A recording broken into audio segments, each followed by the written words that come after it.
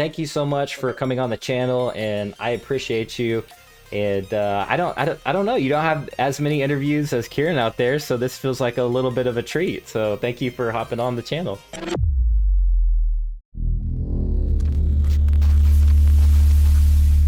No, thank you for having me. Usually we let Kieran do most of the interviews, so I'm not sure if it's a treat that you get me, but it is what it is. Well, I appreciate you either way, so I appreciate you for coming on. Yeah. Yeah, so first things first, man. Like what's your, let's just start off with what your favorite game was. Like, what kind of, I guess, what kind of inspired you, to get this thing going, and what kind of powers Yeah. you to kind of create what you guys are creating behind the scenes? I, I I don't think that I have a favorite game, but if I was to say anything, it would probably be the Total Annihilation Hmm. series from Cave Dog back in the day. That was how I got started doing design and some programming. Hmm. I, as a kid, I was much more into sport. My dad is a famous sports person, so for us growing up, it was very much into the sports side of things. So I didn't do a heap of computer stuff besides like just gaming, like all kids do. Yeah. But Total Annihilation had this system where they had a scriptable language that would allow you to bring units into the game. People Hmm. had discovered a way to sort of it was one of the first modding projects that existed, and I just got really into it. Ended up making a unit pack for that game because I didn't like the balance of the Hmm. game. I'm very much about fairness and counterplay. So there was this one strategy called Pee-wee rushing. Hmm. This is before Zerg rushing, Yeah. and and I didn't like it, so I ended up designing a few defensive systems that would help you combat it, but in a way that didn't make the defensive side of it overpowered, and that was the start for me in game design. So Yeah. I did play a lot of Total Annihilation, and especially with my brothers, Yeah. Kane and I used to play a lot of that. So yeah, if there is a favorite game for me, that's probably it. So what platform was that on? Was that like PC, Xbox, or? Yeah. Yep, that was on PC. We we had the game consoles growing up, but I think for me, PC gaming was something that I got much more heavily into. I mean, we've had consoles going all the way back to when I was 3 years old, back with the Mhm. old Atari systems. But I think there's something about PC games that I've just liked a bit more. But that being said, I can certainly see the power of mobile games and console games as well. Yeah, I just looked up Total Annihilation. It looks so classic. It's an old game. I mean, Yeah. I'm not young, and that game came out when I think I So, was see, maybe my 13. one of my favorite games, my very first PC game was Command and Conquer. So it's it Hmm. looks very Yep. similar. So that was my Yep. favorite game, and me and my buddies, we would play that nonstop. We would get in trouble for Yep. playing it like we would stay up till like 4 a.m. playing it all night, and then that's what Yep. actually got me into StarCraft. So long, Yeah. I grew up, No. StarCraft came out, and I really love that one. There's a lot of modding on that game too, and Yeah. it was a There's blast. a So. big back when I was growing up. I don't know. Maybe it wasn't a big debate like around the world, but for us, the idea was, would Total Annihilation or Command and Conquer be like the dominant force? Hmm. And I there was something about the way that Total Annihilation had like these unit queues. It was very far ahead of its time in terms of command delays and things like that. Hmm. And I thought that that would be the one that would sort of live on. And then I think Chris Taylor ended up doing the Supreme Commander series after that. And then there's been Planetary Annihilation. So it's existed, but I don't think it was quite as popular as what I originally thought it was going to be. Yeah. But for me, that was hands down one of the best designed games ever. Yeah, absolutely. I love those kind of games. Those are my actually one of my favorite. I actually just downloaded StarCraft 2 because I've never played it, and I feel Right. like I have a nice PC now, so now I feel like I just want to see what the graphics look like again, and that nostalgia. So I don't know if I'll actually get around to playing it. Just being so busy now, but we'll see. It's a good Um, game. yeah, so what was it like growing up, man? It's crazy to see all you brothers like be in the technology space and gaming space. Hmm. Um, Yep. you know, you guys were into Uh, sports, I guess, growing up. Like, how did you guys challenge each other to be, who you guys are today? Like, what was that like? So so it was competitive is Hmm. probably the best way to describe it. I think that all my brothers are very competitive people. Hmm. And I think growing up with no sisters and with three brothers, it's quite quite intense. And me being in the middle of them, it sort of it always made it like I felt like I was an intermediary between everyone else, but it was really fun. I mean, I think that if you're an only child growing up, obviously there's some advantages to that, but I wouldn't give up my childhood for the world. I thought it was amazing, and we got the opportunity to do just so many different things. I we got to travel a bit because my dad was a tennis player. So I think we got access to a lot of things that not many people do growing up. I remember going to Wimbledon and playing games with Michael Stick, Hmm. and at the time, just watching like these people that I saw as celebrities playing games and stuff like that, and it just made them feel a lot more human Hmm. rather than like these superstars. So I absolutely love my childhood. I wouldn't have given it up for the world. Very cool, very cool.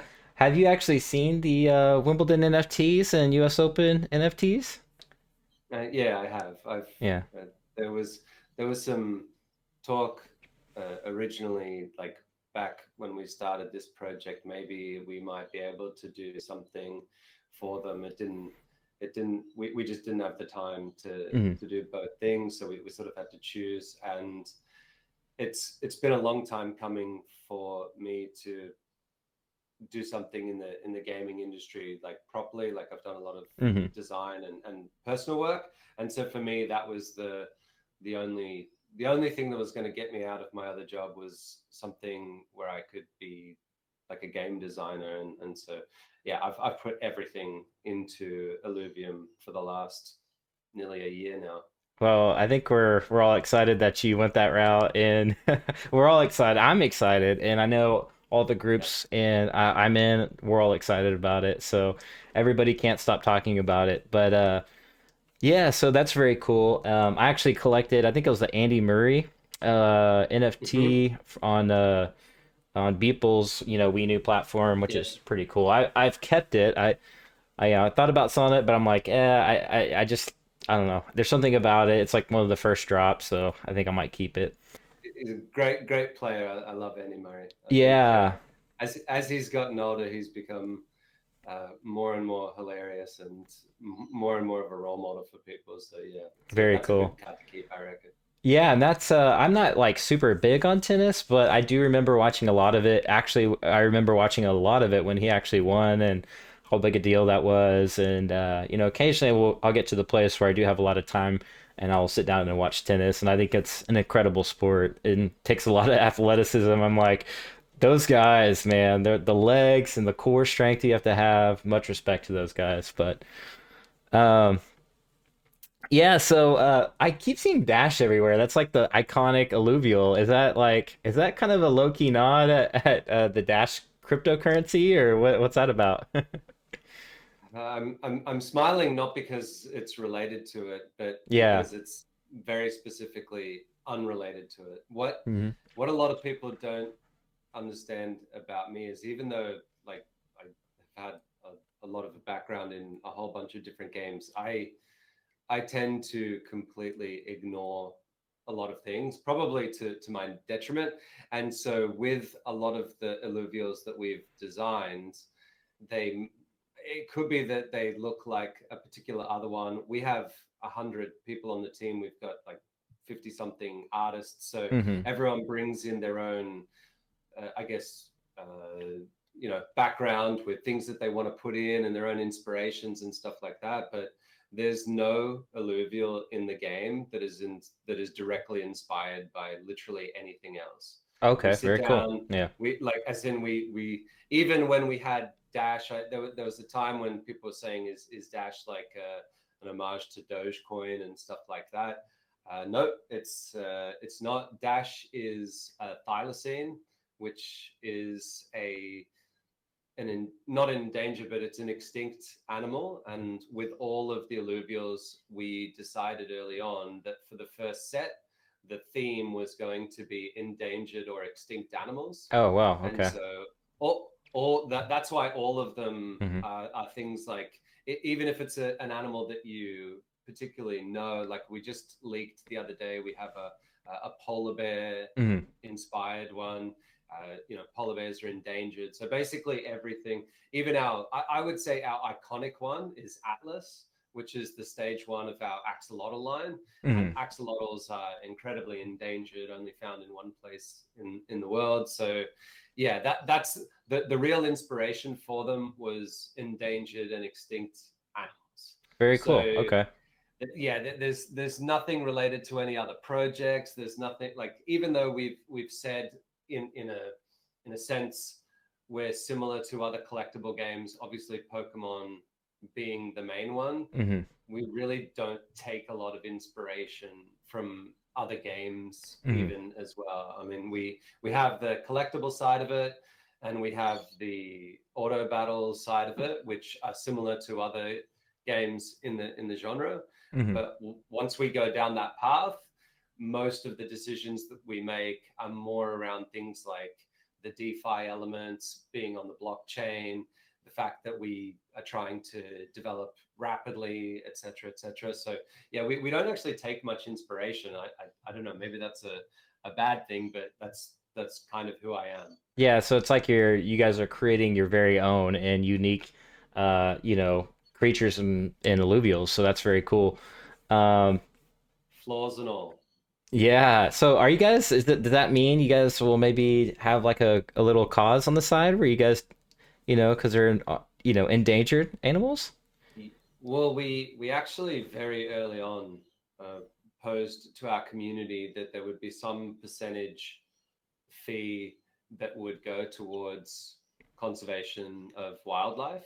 Mm. It's not it's not been set up yet because everything that we do in our decentralized environment needs to go through our council. So we would need to propose it, have a discussion about it, and then finally have a vote on it. So And there's that, nothing finalized there. I'm very much in favor of that. Uh, both of the other co-founders, I believe, are also very much in favor of that too. So I think it could work. The only point that would be a little bit tricky to get across is currently the way that it works is all of the revenues that go into our vault hmm then get used to purchase ILV and are able to be claimed by the people who have staked ILV, right? So hmm effectively, we give out 100% revenue distributions, which I don't think anyone else does. I think we're probably the only ones crazy enough to do that. However, if we did this, it would be like a certain percentage, whether it be 1% or something like that, would go towards that. I'm Very perfectly cool. fine with that. And the other co founders, I believe, are fine with that too.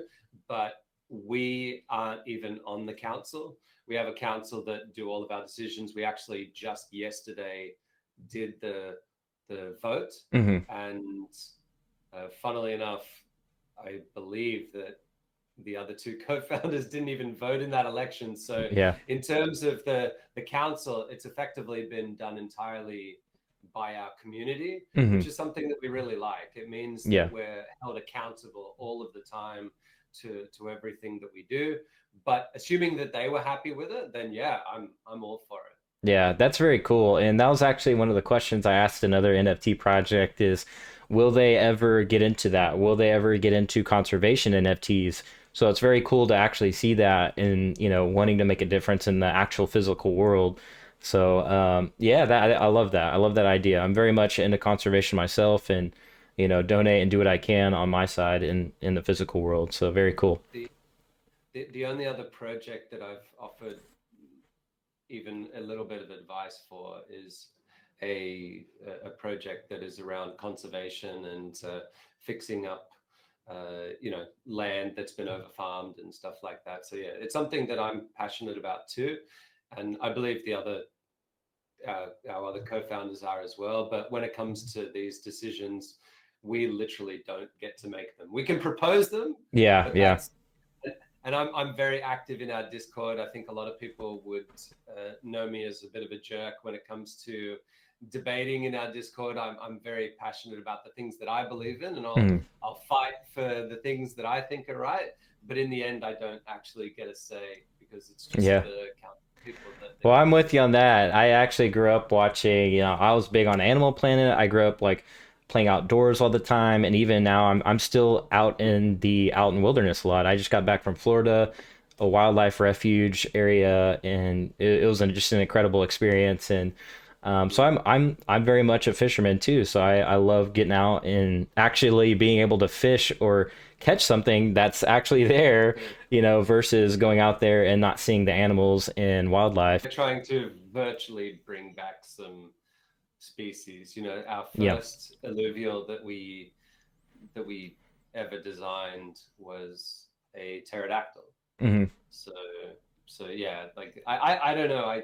There's the reason why we chose extinct animals was purely because we wanted to get a blend of something that was familiar Hmm. and something that was unfamiliar. So, we've got this alien world, and we could have gone the route of having very alien type animals on it or monsters, things with four heads and all sorts of Hmm. weird things.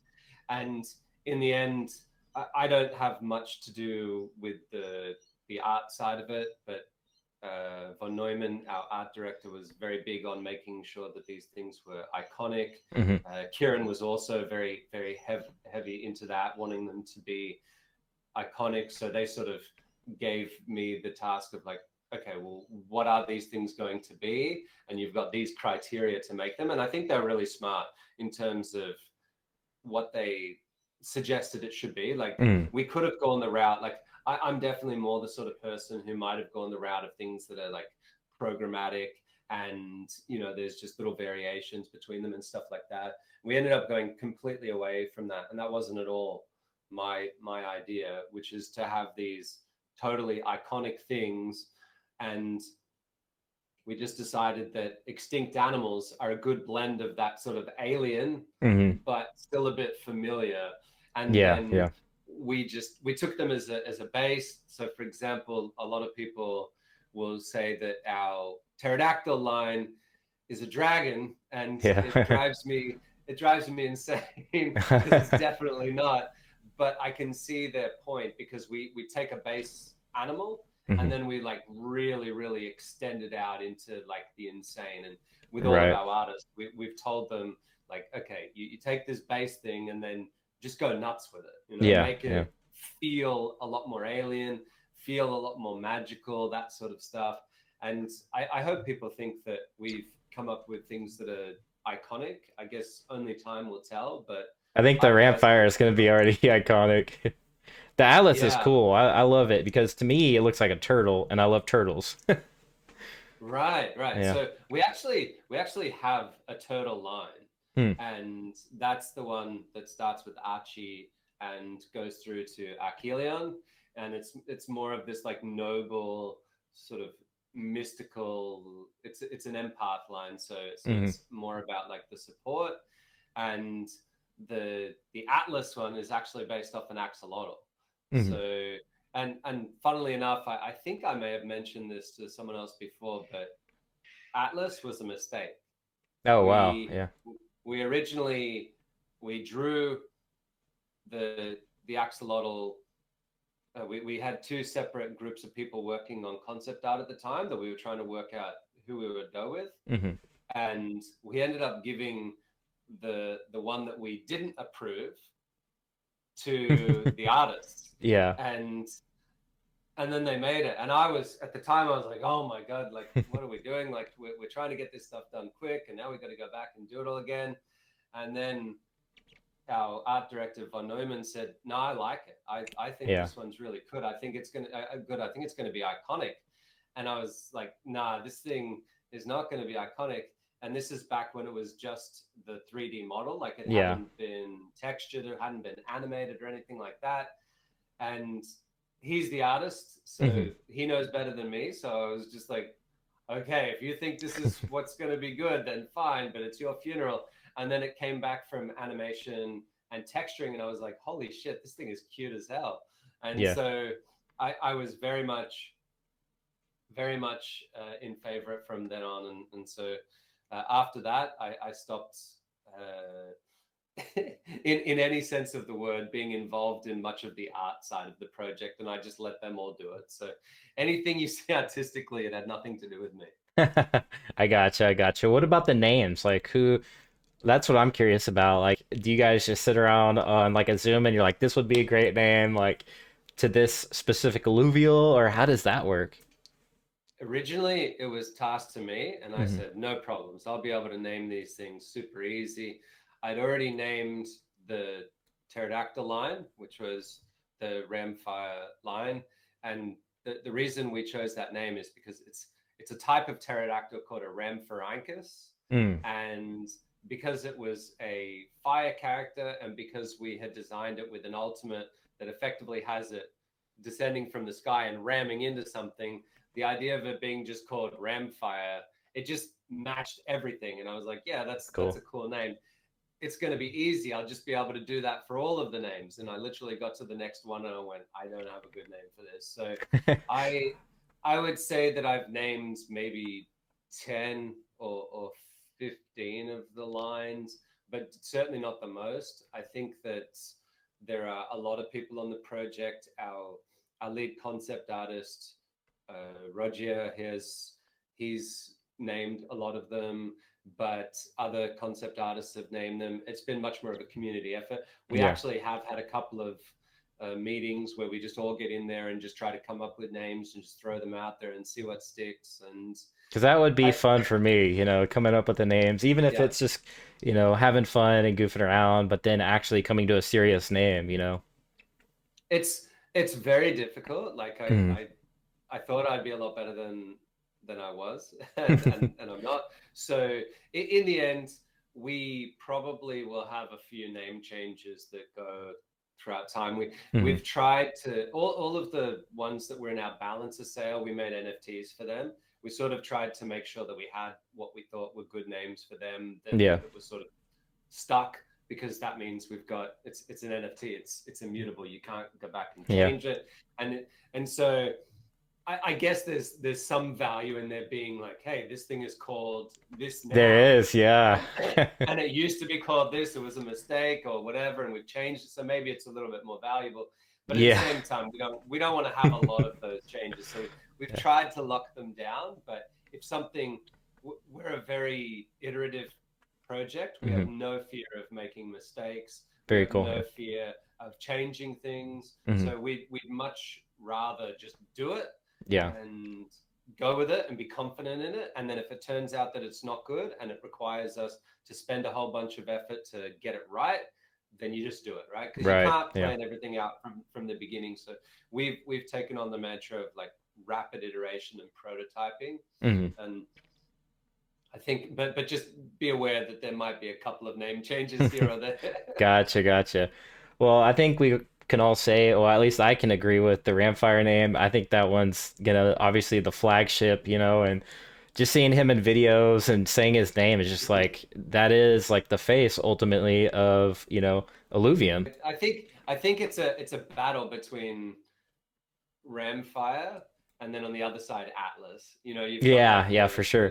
the Well, you mega have to, powerful, mega yeah, evil, and he's fire. And then on the other side, you've got this cute little idiot, doesn't even know what's going on, and he's water guardian. So it sort of it is it sort of cool. makes sense that they're a good matchup in the game itself. Well, I don't think Blastoise was actually that. my favorite Pokemon. Squirtle, actually, in my Discord server have like Squirtle emojis and things like that because he's Yep. one of my favorite Pokemon back in the day. It's really funny though. We've had a lot of people every time we do a new league for a new character. A lot of people have said, "No, this is my favorite. No, this is my favorite." And I even had one person who said that a particular one was their favorite, and that nothing could ever be cuter than that. And then I showed him. I actually, no one's ever seen the artwork that I showed him. I said, I'm going to give you a single leak that no one else has ever seen. You tell me if it's cuter than the other one. And he was like, damn, this one's even out cuted my favorite. So, Yeah, that's awesome.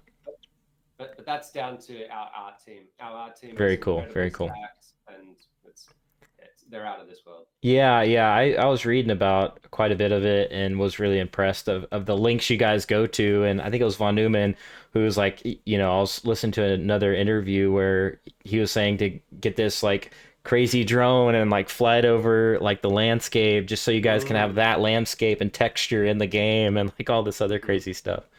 And I was like, Yeah, yeah. Well, Kieran, Kieran is my brother, and I've known him for a long time, and he is just as insane as me, just in different ways, yeah. and we love it, and so that is like I love that craziness, the ability to think big, all of that sort of stuff. Hmm. Von Neumann is maybe even as crazy as we are, right? Yeah. So I think it actually works as a good team, Yeah. And so he's had so many ideas that there's a lot of iteration that happens in the background, and a lot of his ideas we're trying to implement into, for example, the environment Hmm. to make it look that like next level. One of the reasons why we're staggering our beta is because the auto battler, which I've had a bit more to do with, Hmm. is a little bit more standard. Hmm. And because you're sort of having the camera down, you sort of, it's more about the alluvials, Hmm. whereas the overworld, which von Neumann has had a lot more to do with, is because it's so vast. It's There's a lot of new technology that he's trying to put into that, Hmm. and that ability to think outside of the box, drone photography and the workflows that he's doing, they're they're insane. Yeah, so that brings me kind of to my next question. You were talking about the beta and things like that. So it's a good time to transition to kind of the beta. Obviously, Mhm. you guys announced a delay, which, I'm perfectly fine with because I want to, when this does open up, Mhm. obviously we want things right and done right and things like that. So I'm totally okay with that. But is there going to be like a cap on beta users, or is it going to be pushed out to the email list, or what does that kind of look like as far as is there going to be a soft launch of the beta first for some beta users So or? yeah, closed beta will be a staggered release. Hmm. So it will start with the auto battler. So the idea is that we'll give people the ability to use the auto battler. We put a lot more focus into the auto battler when we were first starting out from the game dev side, Hmm. just purely because there was a lot of technology that we were trying to get into that we weren't sure initially that we could do. I made the game design around this idea that we were going to have a fully data driven design, and it would be fully deterministic. And Hmm. that gives us a lot of advantages, such as the fact that when you play against another person, you don't need to both be connected to the same authoritative server. Yeah. Effectively, once the game board is put in place, as long as you have that random seed, the match will be the same every time, Hmm. right? Hmm. Which means that for us to record games, we don't actually need to record video or even each frame and where everybody is. There's a lot of data that goes into like game state recovery and stuff like that. Yeah. For us, we just have one frame, which is the first, Hmm. right? That's all we need to save it. So it's literally kilobytes. It's maybe even less than a kilobyte worth of info. So every game that is ever played on our servers will be stored forever easily, right? Wow. Very cool. And you'll be able to take that file, put it onto your computer, and then render it out. Hmm. And you can do that real time and just replay it. Or Wow. if we still have a few details to sort of get through to get it working perfectly in the production build. Hmm. We have it working in the non-production build, but you'll be able to render it out using high quality settings. Yeah. So Wow. if you're a content producer, like someone who's a Twitch streamer or a Hmm. YouTuber, you'll be able to play a match and then record it. And then when you go back to export it out, Hmm. it won't be real time, but you'll be able to record it, let's say like 1 second per 5 seconds, and you'll get an amazing quality look at the game where you've got ray tracing enabled and all sorts of things like that. And so if you had this really cool battle that you want to really keep and save, you'll be able to render that out as a video. So It's there awesome. was Yeah. there was all of this technology that we were trying to put in there early on. And the auto battler is the much more complicated, because when you have 150 characters all doing different things and you do it purely data driven, there's just a lot of back end work to get done, right? So Yeah. we put the focus there. It's probably the most mature of the things that we've got. So when we do Very beta, cool. that'll be the first staggered part of it. Is we'll have a small amount of people go into that, then a large amount of people go into that. It'll start off by being a PvE experience, and you'll be able to just use whatever characters you want. It's what we call survival mode, Hmm. which is a bit like almost like a tower defense sort of a thing. You just got wave after wave of these alluvials where you're just playing round after round, That and sounds then intense. we'll Yeah. just we'll just progressively release it, and then once we release the overworld part of it, then we'll, I guess, reset everyone back to square one, and those people who are part of that closed beta will have to run around the world collecting stuff, building it.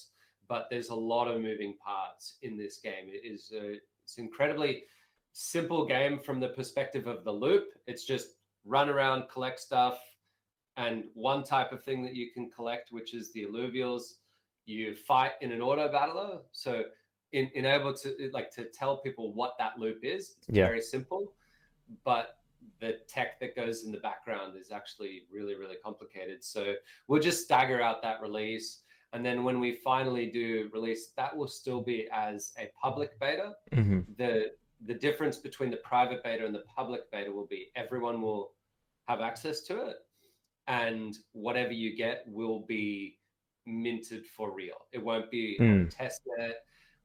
Everyone in the private beta, they're going to be like rich as anything. They're going to have all sorts of stuff. And then once we go into the public beta, all Dang. of that's going to get, and we're taking it all away, right? And then Oh, everyone starts from square one. yeah. So Okay. no, That's no fair. one who's no one who's in the private beta will get any sort of an advantage. I was just No about to one. ask that.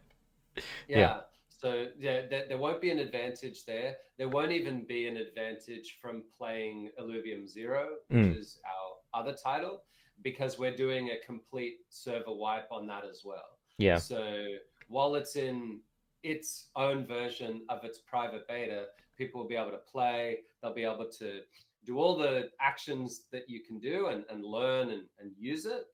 But what we really want to do is to sync up the storyline of our world. Our storyline starts when a gigantic ship crashes to this planet, right? Hmm. Yeah. That's game on.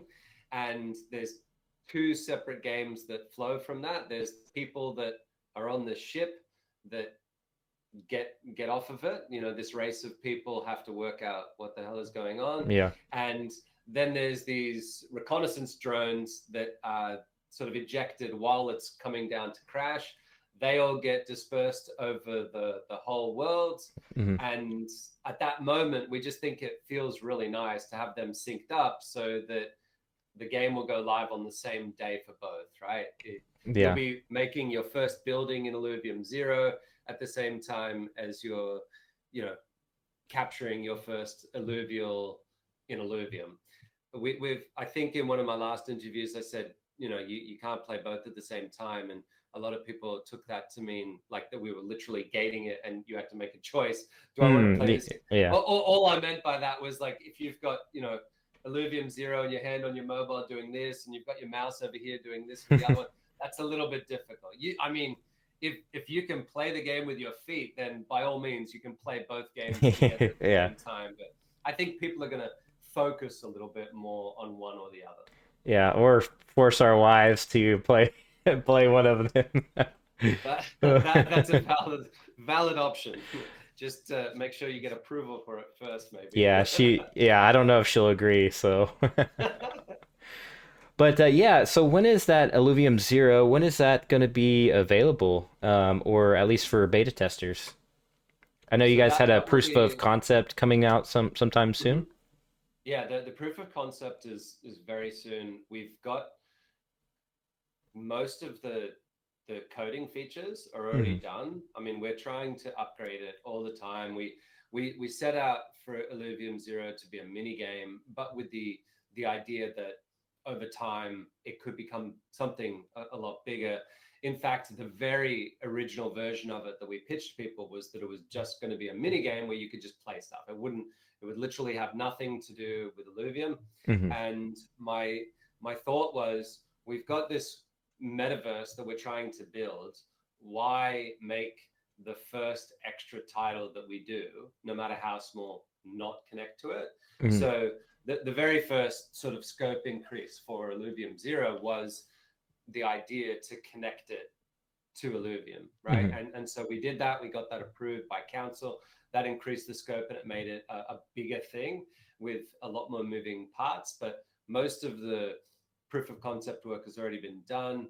I believe that we've still got to get a couple of the art assets in. Hmm. We originally said to the community it would be just like placeholder art.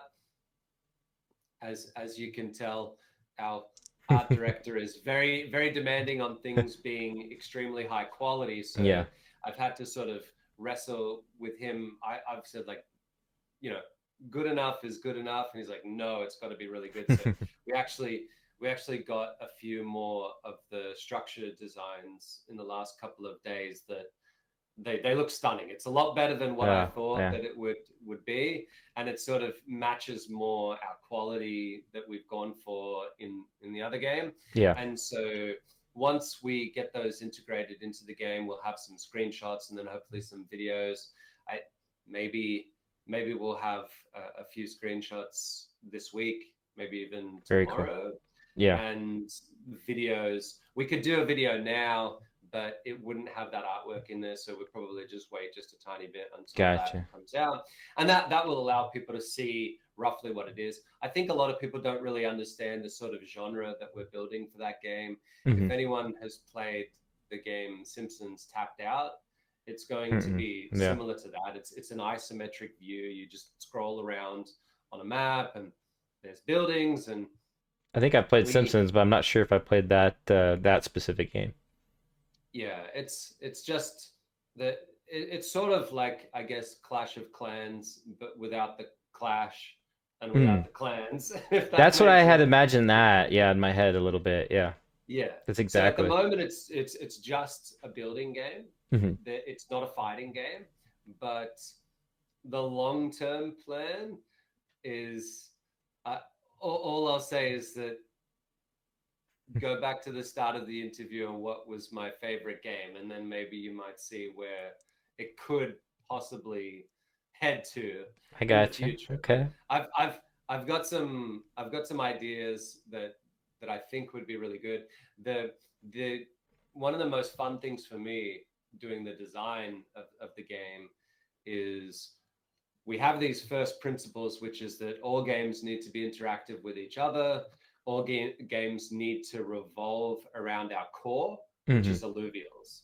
So every game that we do would have to in some way incorporate those NFTs, right? A lot Hmm. of people have said, how do we know that the NFTs will retain value? And the honest answer is no one can ever tell you that anything will retain value, but our way of attempting to do it is, if you own an NFT in one game, it should be usable in the other games. Yeah. It will Interesting. not be, it won't be usable in the same way because Hmm. obviously it's a different genre, a different game.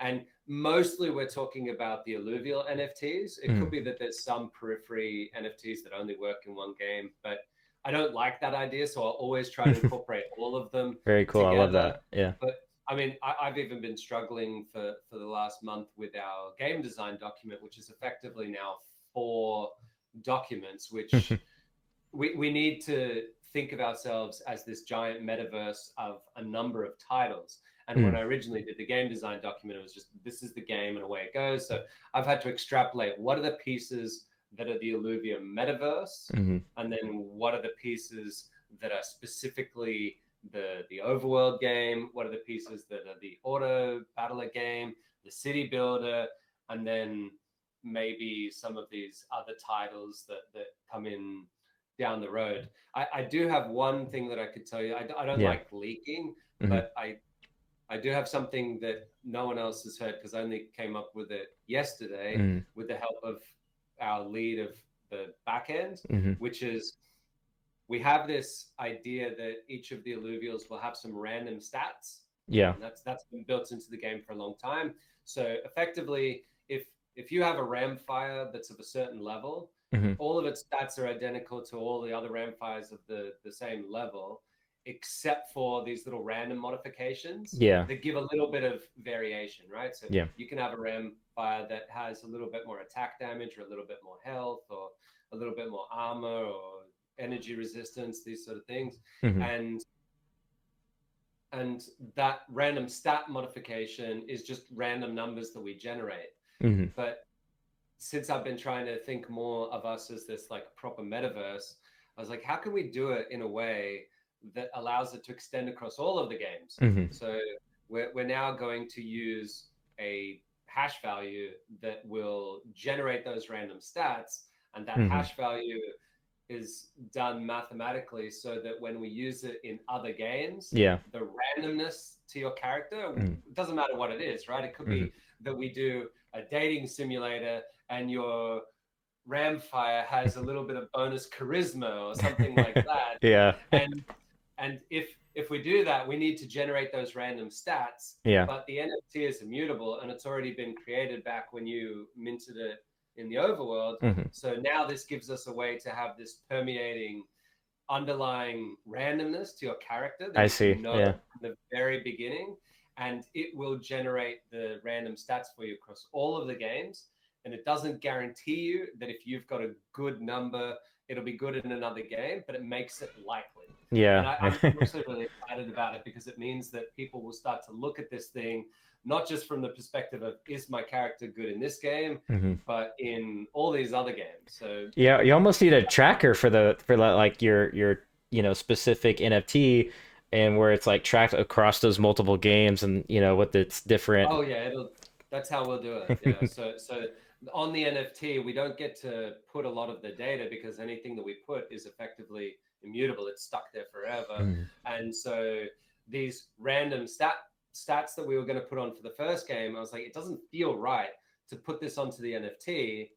And then if we do it on the back end, then it's something that is a little bit less decentralized and all sorts of things. And it means that we've got to like do a bunch of hacky things. But Mhm. by having this hash table that effectively generates all of the randomness and the variation in all of your characters, or at least that character across all of the titles, it solves that problem completely because you Yeah. just have the one character and you'll always know that that one has a very high likelihood of getting good random stats, Yeah. and that will help increase its value. It I doesn't was mean that the ones that have lower values will be bad, but yeah. they'll just be slightly off, and it'll just give you a bit of Yeah. a change. I love the fact that it's like its own unique identity as well. Like it's like a fingerprint. It's unique, has Yep, unique that's effectively what characteristics. it is.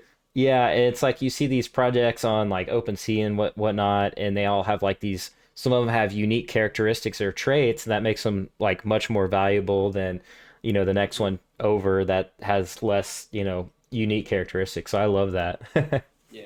That's It's awesome. our way of solving that issue where if you have one game, Hmm. you just generate them randomly, and that's what it is. You can put them onto the NFT, no problems. But for us, it's like we don't know what our 10th game is going to be. So I have no idea what the random stats are going to be. How could I possibly put them onto the NFT now for something that's going to happen in 10 years? But But then I don't know. I don't come up with a that's lot of exciting great because ideas. then you can do like what is what is my Ramfire going to be in this this other game, and there Yeah, adds a yeah. level of mystique to it, and then demand. People are like, I want to know, I want to have that Ramfire, and that's going Hmm. to add a lot of utility just to that specific NFT. Yeah, because then he goes into the dating simulator and he's got a little bit more suaveness or charisma, or he's a little bit less handsome or whatever. And I Yeah. don't think we're going to make a dating simulator, but I do like teasing people in our chat because that was Oh, someone suggested it originally, and yeah. then everyone was like, "No, please God, no." So I tease people for a long time, saying, "Yeah, that's 100% what our mini game is going to be." That's hilarious. And um are the so kind of talking about like rarities and traits, like the holographic ones, are they like literally holographic like on the battle board, or like, or is it just gonna be There, that? you'll have to see exactly how it is. Yeah. There's the reason why I am not willing to say literally holographic on the battlefield Hmm. is because one of the greatest things about what we've got is the shards that we use to collect things like that NFT that has artwork associated with it. And if you have a holographic version of it, Hmm.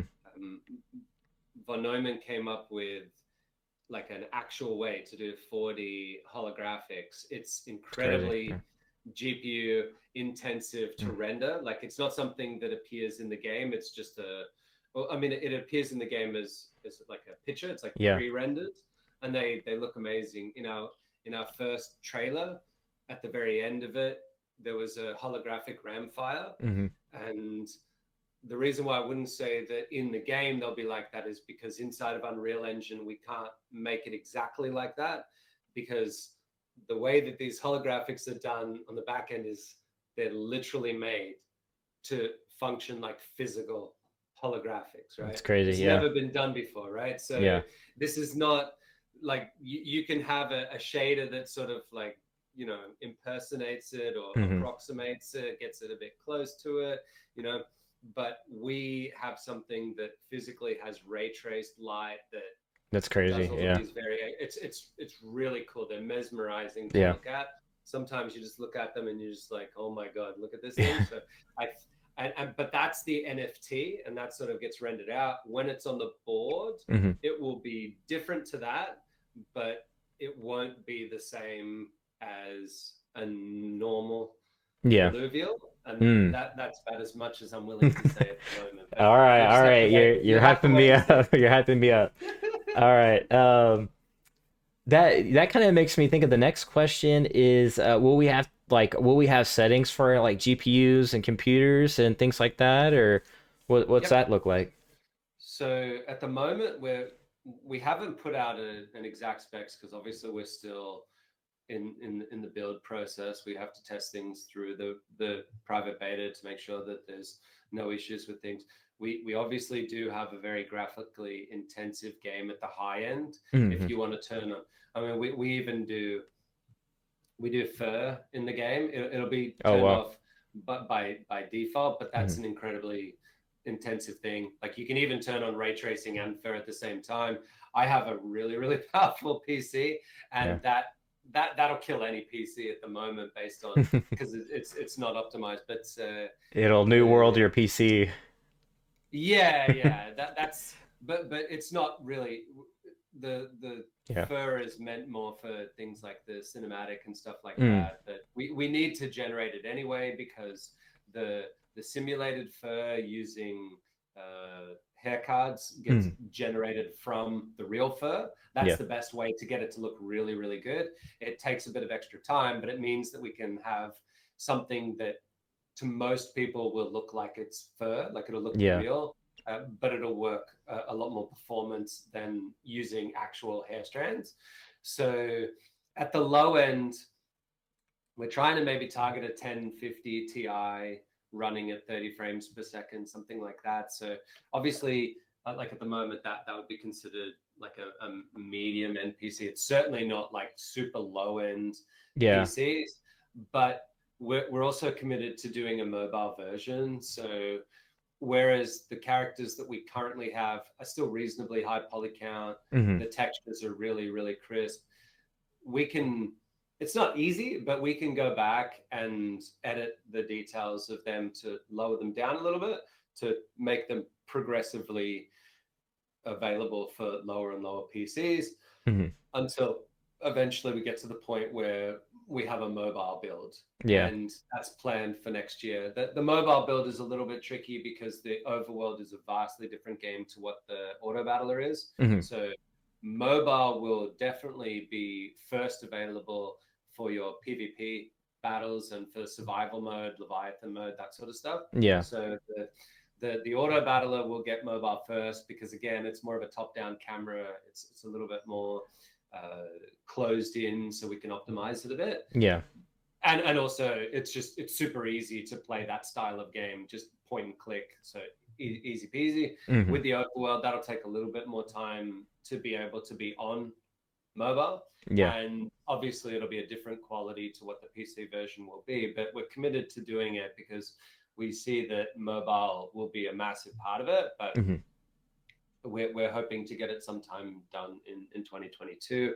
Doesn't require much in terms of the underlying game mechanics. It's more the UI would need to change, the controls need to change, and the art needs to change. So the game design will still be roughly the same, but it's just one of these things. We've got a really good team behind us. We've Hmm. got a big team, and it's just about prioritization of like what can we get done and in which Yeah. time frame. Yeah, and the mobile game will be like Unity based, and then I guess the desktop will be the Unreal Engine based? So the mobile version of Illuvium, Hmm. or rather, like I Yeah. guess at some stage it'll probably be referred to as Illuvium Auto Battle and then Illuvium Overworld. Those two Yeah. games, even the mobile version of that, will be done in Unreal. Okay, It does gotcha. make it's just that we had some specific reasons for using Unity for the city builder, and that was able to help us like rapidly prototype because the whole point of that game was we wanted to have a test case for showing people that we have these two games interacting together. Originally, the idea was let's just make another game, nice and simple, but at Hmm. some point hook it together, and we just decided screw it, let's just hook them together from the very beginning. Very And cool. we haven't lost any time because of Illuvium Zero, the city builder. There's different people working on that. I mean, technically, I did a decent amount of the game design, and that Hmm. took me away from Illuvium, but Illuvium runs without me. Like Yeah. I'm a very small part of the project. I don't want anyone to think that like the game is mostly Right, right. me Yeah. or even mostly Kieran. We have a big team that's fantastic. There's three co-founders that work incredibly hard to get these things done. We all have our different roles in the game, but my job is more about like as game director, it's more about making sure that everybody else is working efficiently, that there's no issues. So in terms of getting the actual work done, they do that without me. Yeah, that's awesome. Yeah, I've watched the previous interviews of like how big the team is, and it's really impressive It's and big. it's It's about exciting. 100 people now. Yeah, That's it's about crazy. 100 people. And one of the things that we originally did was we said we very much are against hiring juniors. Hmm. Now, not everyone on the project is like in a senior position inside of our project, nor is everyone got like, you know, 10,000 years worth of experience working in AAA and stuff like that. We do have some people that don't have that experience, but they're all really competent people. Yeah. There's some people that this is their first title that they're working on, but people have seen some of their artwork or seen some of the dev work that they've done, and yeah, across the board, we've got like we're decentralized both in terms of us being a decentralized studio, but also we're all around the world. Like I went to sleep last night at 3:30 because I had to speak with people in the US, and for Hmm. them, it works out that it's better for me to be going at those times. So, we need people that are competent of working by themselves Yeah. and with minimal daily direction, Yeah, and for it sure. seems to be working quite well for us. We've built, I think, a pretty good decentralized studio. That's very cool. Yeah, I work remote for myself, so I totally understand, and I think there's a lot of efficiencies as well. So um, Yeah, it's there's also a lot of challenges to it. There's, you've got to make sure that people have work to do all of the time, that if something is getting reviewed, that there's something else for them. And we've made a bunch of mistakes in terms of building our team, but I think we're really happy with where it is now. very cool, very cool. Now, you guys, you're talking about games and things like that, and I guess we're more on the investor side. Are you guys going to become like a gaming blockchain studio or like a NFT gaming type studio? Because with your tokenomics and white paper, it mentions, ILV, if you stake it, obviously there's reward like a revenue stream from the game, essentially. Can you talk about that maybe a little bit? Yeah, I think we already are. I mean, Okay. Yeah. we have a team of people that we call our core contributors. It's not a company or anything like that, but as far as being a studio, I would definitely see us as whatever the definition of it. Decentralized Studio. I don't know. Yes, Yeah. it's yeah. I think that's probably the best name for what we are, as a decentralized studio. We have people that contribute to the project, hmm and uh, a lot of them have they get paid obviously, but then they have bonus incentives in ILV, hmm which we think is quite smart because it means that they're very, very willing to work the extra hours. Some of the original people on the project, remember there was a time when, we had no idea what the token value would be. It's now like doing quite well, hmm but we didn't know where it would be. So when people came on board, they had to be a certain type of person who was willing to take risks, Yeah. but also willing to work massively hard in order to see that risk turn into the reward. And so those initial people that we got on board, bar none, of the hardest working people that I've ever seen. I mean, I say this about probably, I'm not going to mention all of the names of hmm the people, but there are at least, I would say, 10 people on the project that are our leads in various departments, where if if I say to a new person, hey, for example, von Neumann got this done in a day, Yeah. right? He was able to do this thing in a day. If you can do it in a week, then you're hired, because that means you're insanely fast, right? Yeah. That's how quick the people are on our team. That's I crazy. Yeah. I I tell a story about our lead concept artist. We had this character that we've been working on, which is actually, it's been leaked now. It's called Mammoth. hmm It's based off a woolly mammoth, and we had a few different concept artists that we've been trialing to do this, and they would take like 2 or 3 days, and then they'd come back with a piece of art that was kind of okay. And then Roger, we gave this thing to him and gave him the idea of what it was. It's This particular one is Kieran's idea. The mammoth is all Kieran's. He had this idea for sort of like a psychic mammoth, and it's really cool idea. Yeah. And Roger took it and came back 43 minutes later with something that was at least 5 times better than anything else that we've seen, Very cool. right? Yeah. Yeah. And by the end of the day, he had it colored. In fact, we leaked it in the art channel as a mouse pad, right? But hmm that artwork that Roger did, that was his first one that he did, and it took him less than a day, That's right? Like wild. Yeah. it's just insane, right? And the first sketch of it, he did literally, I remember it was exactly 43 minutes. And I was like, what the hell? Like, we've been looking around for people, and then all of a sudden this guy pops up and he's just slays everyone. And the Yeah. buildings, von Neumann did like 3 buildings in 15 minutes for Illuvium Zero. And I was just like, what is going on? Like, I can't do that, right? Like What you call a my genius in their craft. Yeah, like I mean, if everyone has a superpower, then mine's Mm. really boring. Like I did the I did the game design document in 40 hours straight where I Mhm. didn't sleep. I just sat there and I just typed until it was all out.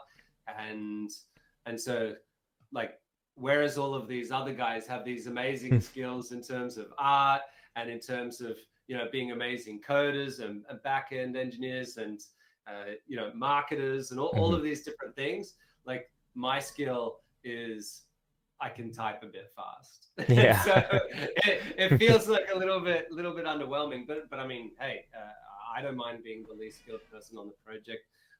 If I'm the least skilled person, then it means we got a pretty good team, right? Yeah, that's awesome. And no, you seem like a really obviously skilled guy, and it's very cool to see that you guys are so good at what you do because it makes people like me very excited, but obviously investors too, because it's like, we don't have to worry about, the creativity or the level of skill. And for me, that's like obviously super refreshing, because that's what we like to see. It's just like creativity, passion, and all that goes into it, and that's awesome. Keep in mind though that we have been significantly influenced by our community, right? This Mm-hmm. this project does not exist without the community that has come about, right? And Hmm. I had someone ask me the other day, like if I could give them some tips on like how to build like a good community like we have Hmm. and stuff like that. I don't know. I don't think we did anything. I just think that for whatever reason, the community has built itself. We have amazing moderators. We have people from all areas of the world contributing different parts, giving us ideas, asking questions. Sometimes just asking questions helps to clarify in our head. If someone's asking this question, then either we haven't been clear enough about something, Hmm. or maybe something needs to change. So a big part of what will make this project work well is the community as well. So anyone who's in our Discord, on Telegram, on Twitter, they are definitely a part of whatever this decentralized studio is. Yeah, that's awesome. And yeah, and I believe you guys are obviously inspiring a small portion of that, where the community gets excited seeing you guys too. And then thus it kind of snowballs, right? The community members become, Yeah. these advocates for, Illuvium, and it just continues to roll, snowball. And, I think the Discord's almost 100,000 people in the Discord, which is absolutely insane for that amount of growth in just less than a year. So, Yeah, we'll hit 100,000 probably in a week or two based on the current projections. mhm. It Internally we were trying to race with our gameplay trailer. We wanted to get it out before 100,000. I don't think that's going to happen now that that trailer is looking like it'll be sort of later on in October. Mhm. And we thought that our growth would put us at 100,000, around about November, so we would, that launching that would be the thing that ticks us over. But we just had this massive growth from about 70,000 up to 95,000. And it's sort of, it just beat it. So like there wasn't much that we could really uh, do about it. But like, yeah, the project has been really fun to see the growth in all of these people. And again, the way that our studio works, going back to the idea of like ILV and Mhm. the revenue distributions, is all of that revenue is going to be distributed based on the stakers in our project. So we are dedicated to give 100% back to the staked tokens. Mhm. And a lot of people a lot of people have asked, like, we have yield farming, Yeah. which for us is mostly about making sure that there's a big spread of tokens. We want it to like organically grow from that. So you Mhm. stake, you get more of your tokens. The yield is currently quite high, but obviously that'll drop over time because we have it like on an exponentially decreasing Yeah. scale. But what people I don't think realize is when you have 100% of the revenue go towards buybacks of Mhm. the ILB, and then get distributed out to people, I think people don't understand just how massive that could be, But right? yeah, Like it's very exponentially deflationary. it's gonna be interesting to see. Obviously, we have to wait until the game is launched For and how sure. people look at it. But we recently the co-founders we recently changed our locking period. So we originally had it. There was like a 12-month full lock, and then Hmm. it would be gradually released over a year. We recently changed that one so that it would be over a longer period of time. And people are like, "Wow, that's really generous," and it shows that you have confidence in the project. Hmm. And it's like, we're not planning on selling anyway. Like, Right. I mean, Yeah. the revenue, like anyone who's smart Hmm. is going to be holding on to it. Right. You know what I Right. mean? Yeah. Because if you're staked, you get a portion of the revenue distribution. So Right. Right. there's only a certain finite amount that's going to go out through yield. Hmm. Hmm. There's effectively no end in sight to the revenue distributions. If we end up having, 4 or 5 games, the only way you get access to that revenue is via the token, right? Yeah. Yeah. And I mean that revenue is all in ILV. So like, I mean, I can't call it dollars or anything like that, but it's like it will allow you to have a stronger vote when it Hmm. comes to the council elections and things like that. It'll give you a better voice. I've been a very big advocate of this idea that it's not so much about play to earn Hmm. for us, but there's something that a whole group of people out there that have sizable bank balances will be looking at is govern to earn, Hmm. right? I think Yeah. that's something that a lot of people are sleeping on. That if Interesting. Yeah.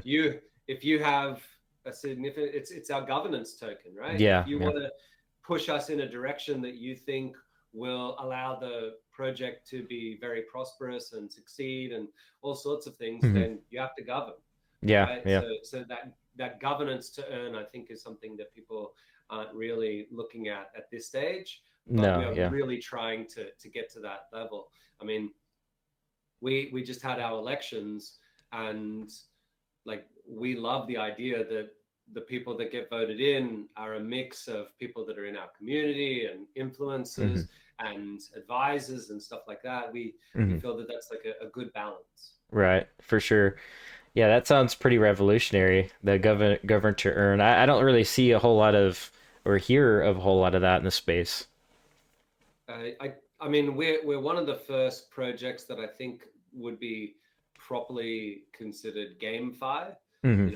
and that is definitely not my idea. Like when we started this project, I'd spent 6 months sort of gearing up to developing a different game, like Hmm. actually almost completely different game, and it was going to be blockchain based, but it was just going to be a thing where you could get NFTs from doing stuff, but there was no governance model to it. There was no revenue distributions or anything like that. It was just going to be a game which had NFTs. Hmm. And Kieran, I'm pretty sure Kieran was the one who came to me and said, like, DeFi is going to be big. We need to do it with games and sort of merge them together. Right. Yeah. So we're I don't know if we're the first, but we're definitely one of the first GameFi projects. And it's interesting because there's been a lot of projects that I see, Hmm. and you can see the little fingerprints of them being a DeFi project Yeah. that saw that games were going to be really big and decided to tack on a game to it. Yeah. Yeah. And then there's other projects where it's very clearly the opposite. They Hmm. were a game, they've been building it for a little while, and then all of a sudden they went, oh my God, DeFi Aha. is going to be big. Hmm. Let's do DeFi. I won't name them, but like I think that those projects are going to have a very difficult time merging it all together, right? Yeah. Yeah. Whereas the, the lucky thing for me as a designer is that when Kieran came to me with that idea of it being a decentralized finance, and a game together, it meant that from the very beginning we are integrating those two. Yeah, So from that perspective, it's made it it's like it's very tough to get it right. And for I'm sure. certainly not suggesting that I'm an expert at it.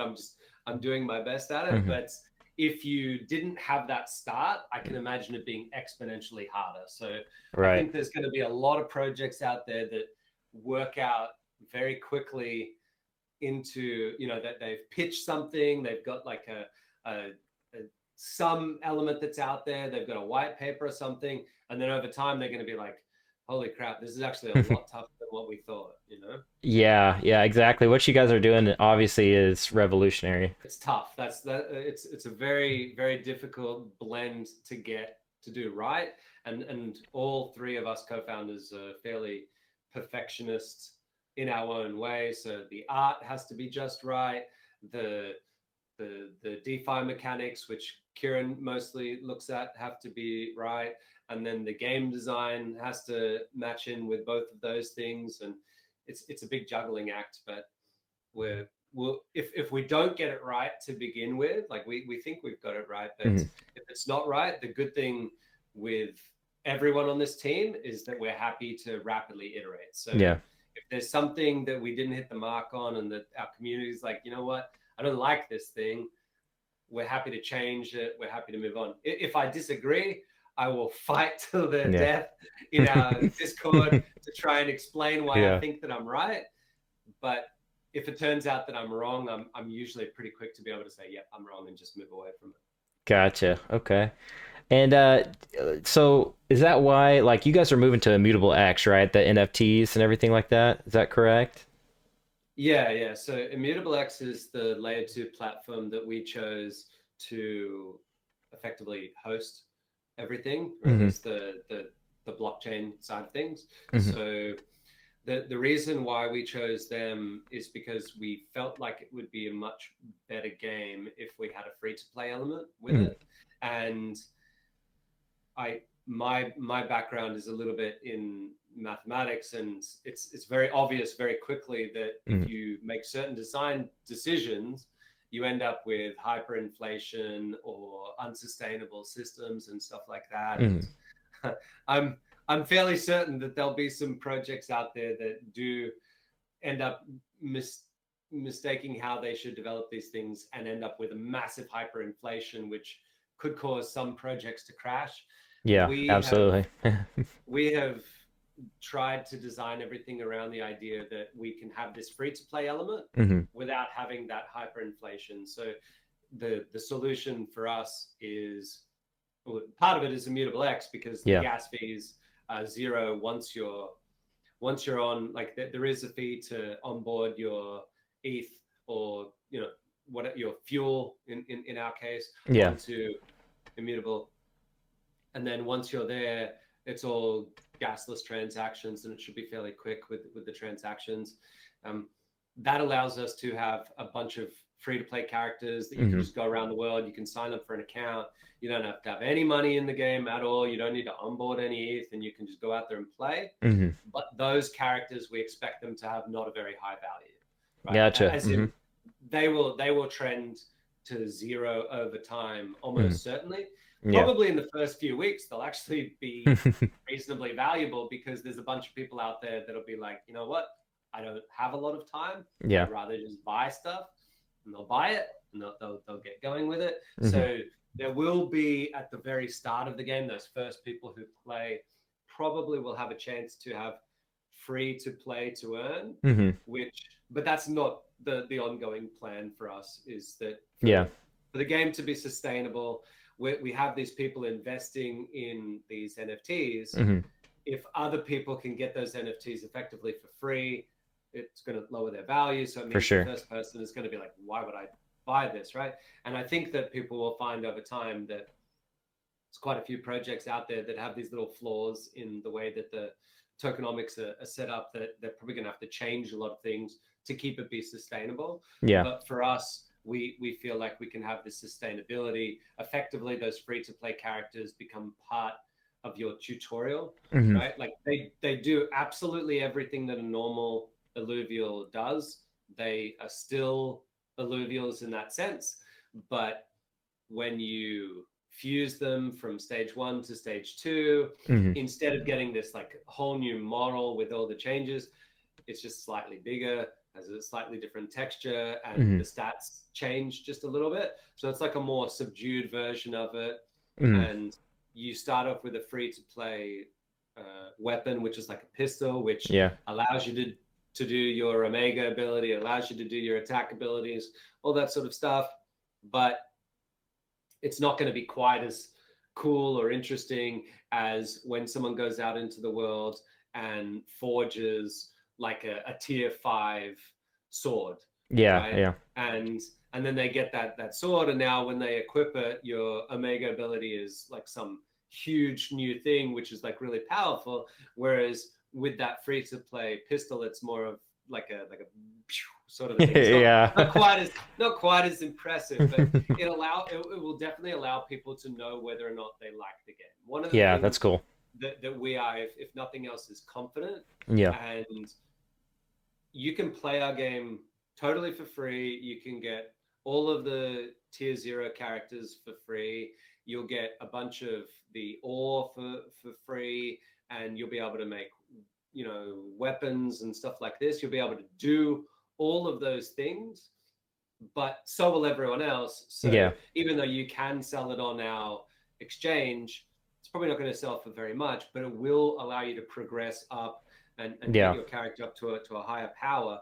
And at the same time, it'll teach you, what does it mean to fuse? What does it mean to forge things together?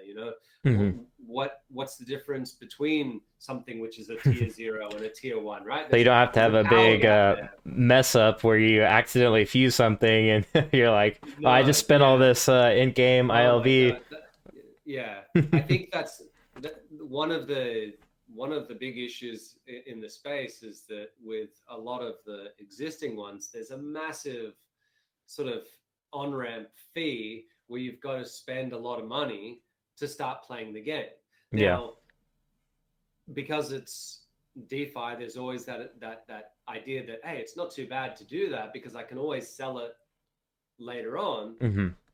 The problem is, if things start to deflate, Yeah. then when that new person says, okay, I've got to spend $500 Yeah.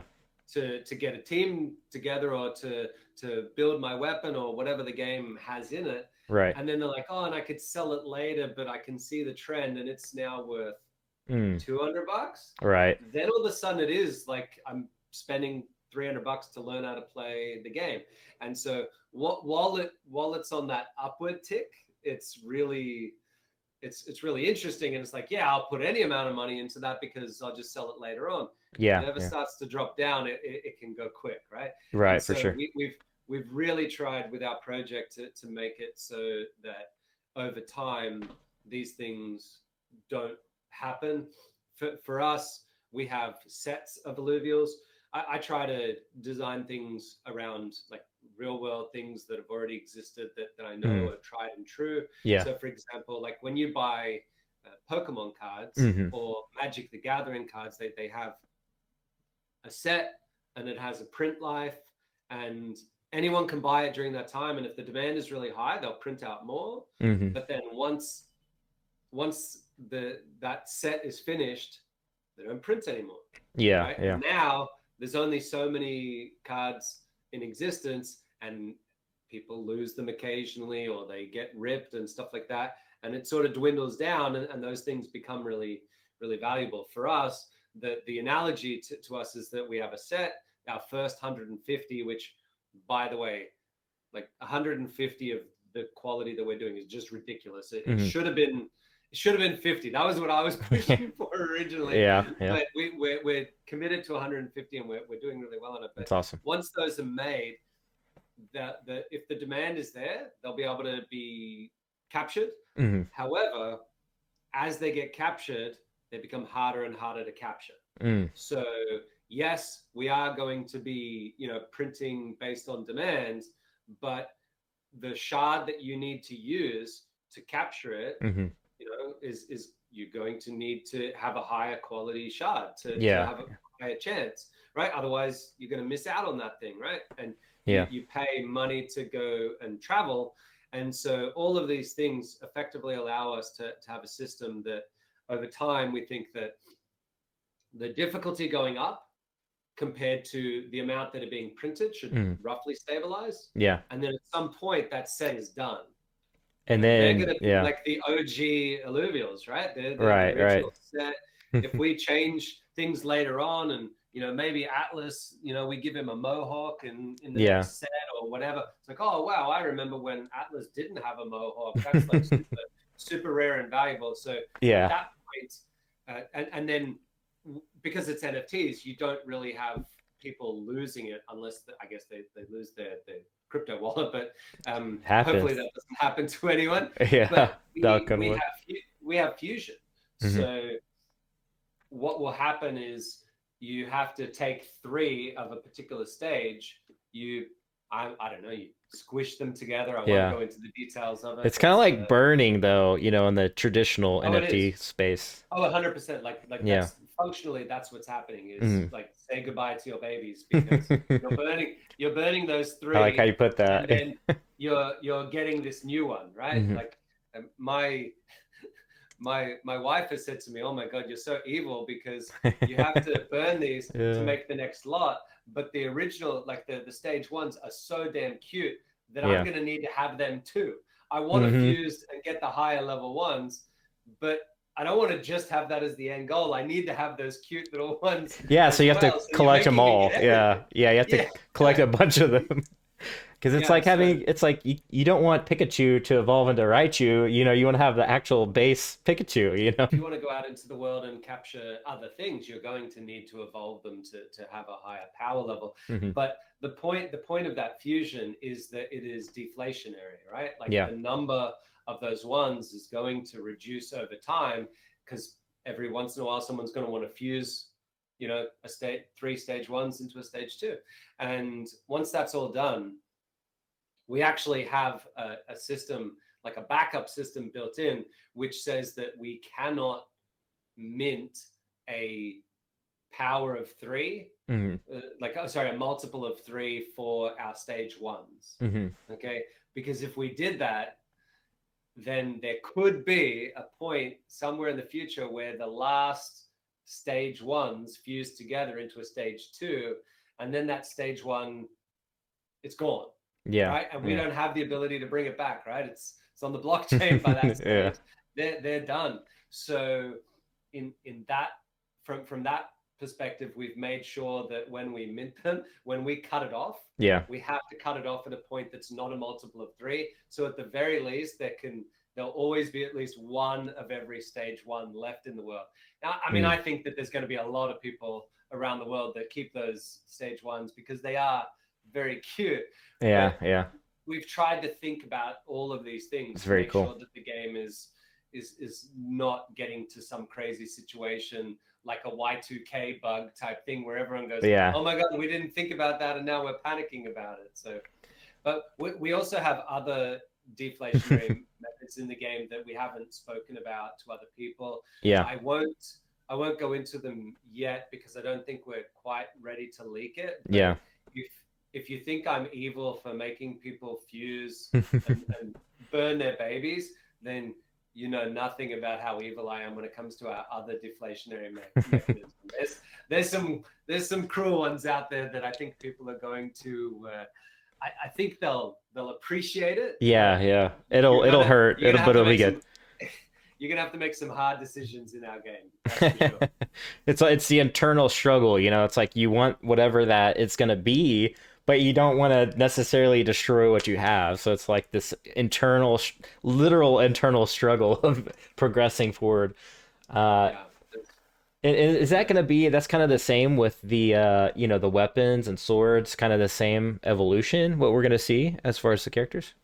Yeah. One of the things that I find to be important, we have a lead game designer. Like at the start, I was the lead game designer, but like as I've sort of moved into the role of, I guess, game director, where like sort of just seeing all of the moving parts and stuff like that. He is very much someone who likes to think about things from like an emotive point of view and like the player feel and stuff like that. Hmm. I am definitely more of a robot, so I know my weaknesses, and Yeah, so we yeah. complement each other well because I like to look at the systems. And one thing that we sort of worked out was that we could have this idea of stages and tiers go across a lot of our different NFTs. So, Yeah. for example, the weapons in our game come in both stages and tiers, right? So when people talk about tier in our game, it will mean the same thing whether you're talking about an alluvial or a Mm. piece of I like armor that. Yeah. or a weapon. Effectively, there's some weapons that are very rare, Hmm. and or at least they require rare ore to Hmm. and items to combine to make it, and they're quite powerful, right? So tier is one thing, but then there's also stages. Yeah. And in alluvial, we say stage, like stage one, stage two, you fuse it together and it's like a bigger, badder version, but it's still kind of that same thing, right? Yeah. Yeah. Like, for example, the Atlas, our stage one axolotl, he has a ability, his omega ability is called vapor barrier, Hmm. and he creates this translucent water shield on his face so that he can absorb a lot of damage, right? Because Mm. that's his thing, right? He's a Yeah. guardian. And when you get up to the stage three, Axodon also has that same vapor barrier. It just it Hmm. does more things, has like an explosion part of Yeah. it, Very etc., cool. Yeah. etc.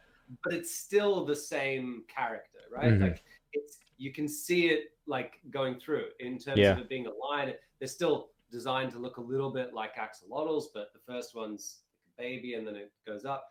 And we've done that for our weapons and for our armor as well. So once you get your weapon, you can take it from stage one to stage two, Hmm. right? Yeah. Yeah. And the mechanism by which you do that is identical for alluvials. You literally fuse them together, right? Hmm. And you get this new weapon that comes out of it, which it's the same weapon, but it's just Mm. better, Yeah. Yeah. right? And that's different from tier, which is like, there's a bunch of different weapons that are unique. And that one is just fundamentally better and rarer and probably going to be more valuable. Hmm. But even the tier five weapons, you can go up in stages. Yeah. So I feel like you're saying that it could be unique almost in a sense. Is that?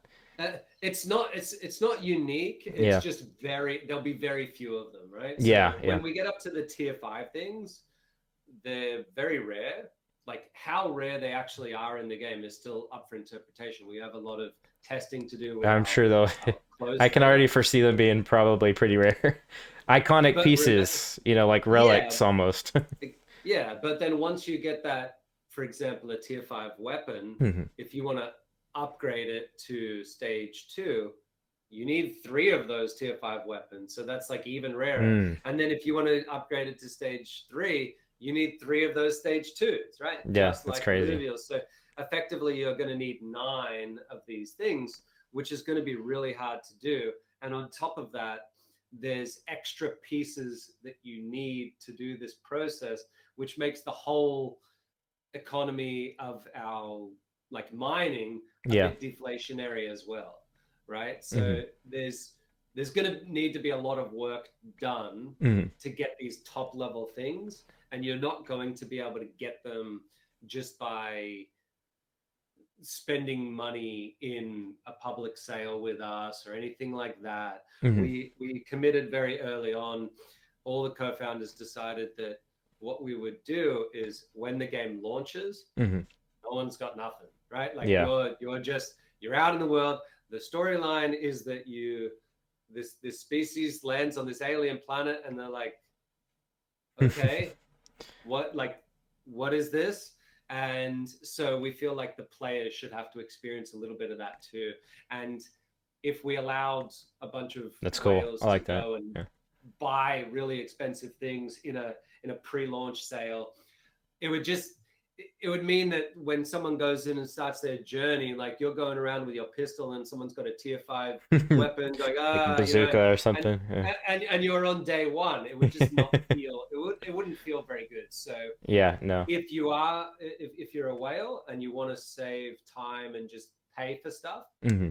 you have to wait for other Mm. people who are willing to put in the time Oh, to wow. go Okay. and get that stuff for Yeah. you, right? Yeah. You don't get it from us, right? So I like if that. you're out Yeah. there in the game grinding on day one and building up and getting all of these amazing weapons and armor and alluvials and stuff like that, yes, you can then go sell them to people. At that point, it's a free for all. And the guy who comes in a month's time and just says, I'm going to drop $1 million on the game because I want absolutely everything at the highest level, blah, blah, blah. Hmm. He can do it. And you might feel maybe a little bit salty. It's like I had to work so hard for these Right. things. Yeah. Yeah. But I'm hoping that the community also looks at the other side and says, this guy's willing to drop a bunch of money to get all this stuff. I'm Yeah. staked in the protocol. I'm effectively like a stakeholder. Hmm. So why So not, it's a right? win-win. And, Yeah. and if he buys it from me, then hey, there's my sweat equity put to work. You're right. And he could be busy and not, have time to grind it Mhm. out, so it's a win-win We situation for sure. we want to have a very symbiotic relationship between the minnows and the whales, Hmm. right? Yeah, yeah, absolutely. We think that's the best way forward, and sometimes people get a little bit frustrated, like this guy can spend so much and get this. I mean, in fact, our rank system, I would love to tell people that our rank system is 100% not pay to win, Hmm. but it's just not true. And Yeah. I'm more than open with that. The idea being, if you don't spend any money, you're only going to be able to get the tier 0 things and the tier 0 weapons. And to be fair, they're a viable composition for a ranked match, Hmm. but it doesn't give you the variety. Yeah, And yeah. so the top players in the game, they need to be able to pivot and counteract their opponent and stuff like that. If all you've got are the tier 0s, yeah, you can counteract them a little bit because Yeah. you'll be able to play a fire composition if they're coming up with, say, nature or something like that. So you'll be able to counter it a bit, Hmm. but the tier 0s are also not designed to be the same bang for your buck. And in this case, buck means your sort of the power. There's a cost Yeah. associated with playing a character. You're effectively controlling these things, and you only have so much control. Right, right. So if you play 52 ram fires, they would all run away, right? Like Hmm. we literally don't allow that. They're too powerful. So you can't just have a team that's Mm. like that. Yeah. So there is a little bit of balance around there, but in terms of the cost to play a tier 0, it's probably not going to be quite as valuable as playing a tier 1 through tier 5, which means that at some point you do need to put in some money to go and collect some of the tier 1 through tier 5 stuff to be able to get yourself up really high and ranked. Once you do that, I mean, if you are good, we do have a whole bunch of in-game yield. We have a Hmm. million tokens that we're committed to give away over 3 years. So if you paid a bit and Hmm. then you got really good at the game, you could sort of start your rank out at a certain level, win a Yeah. few weekly tournaments, stuff like that. Hmm. You get some ILV, you could convert that and go buy that ramfire that you always wanted or whatever it happens to be. Yeah. And then you could build yourself up. So there is a Right. process for There's a that. And method. I don't Yeah. want I don't want people to think that there is like this way where you can just go from 0 to 100 in any like reasonable way, because A, Yeah. it's definitely not true, and B, that would also make the people that are spending money in the game feel like, well, why would I spend money if this guy can do it for free? So Yeah. Yeah. Exactly.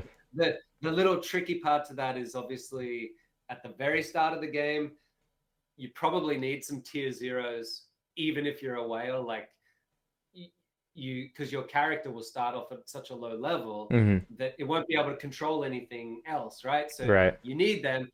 You might be willing to throw in a few bucks to get a team of them. Hmm. I don't know. Someone's going to probably prove me wrong and spend like $1,000 on tier 0s or something. I don't know. But you could theoretically be someone at the very start of the game who pays nothing Yeah. and work your way up. Like you see those videos of those guys like I traded a toothpick for a Tesla or something like that. Yeah. Yeah. You Yeah. might be able to do it, but There, that's not our main there's always path. some Is to weird little vein and like niche that people find, and they just do it over and who over, knows? and until the wheels fall off, and stay up Hmm. till 24 hours a day just doing that one little thing. It's like Yeah, I literally don't have the patience for that. yeah, yeah. I'm I think that there'll be a lot of different play styles to the game. I mean, in the Mm, end, it's still a very simple loop. Like, mm, I definitely don't want people to think that on launch we're going to be, 52 different genres of games and we've got mm, this and we've got that. We have focused really heavily on a couple of things. mm-hmm. Number one, we want an auto battler that we find to be unique Yeah. and interesting and have a lot of depth of strategy. Number two, we want our artwork to be unique and of the highest quality. And number three, we'll have an overworld, which is where you run around to collect your stuff. Hmm. And that's what its function is, right? The, Yeah. the function of the overworld is to go and collect stuff. Hmm. It's not Monster Hunter where you're going to be like stabbing the alluvials with a sword and like Yeah. have a giant boss battle and stuff like that. Yeah. It's not an MMORPG. There's a lot of stuff that it's not. It's a very simple RPG collectible, Hmm. right? Yeah. So, like if you ever saw the old Pokemon style games where you go out I into the did. wild, Yeah. you're Yeah. walking around, and then every once in a while you hear that doodle, doodle, doodle, doodle sort of music, and now you're in a That battle. iconic. Yeah. Yeah, our game is quite similar to that. You're running I around love in the that. world. Yeah.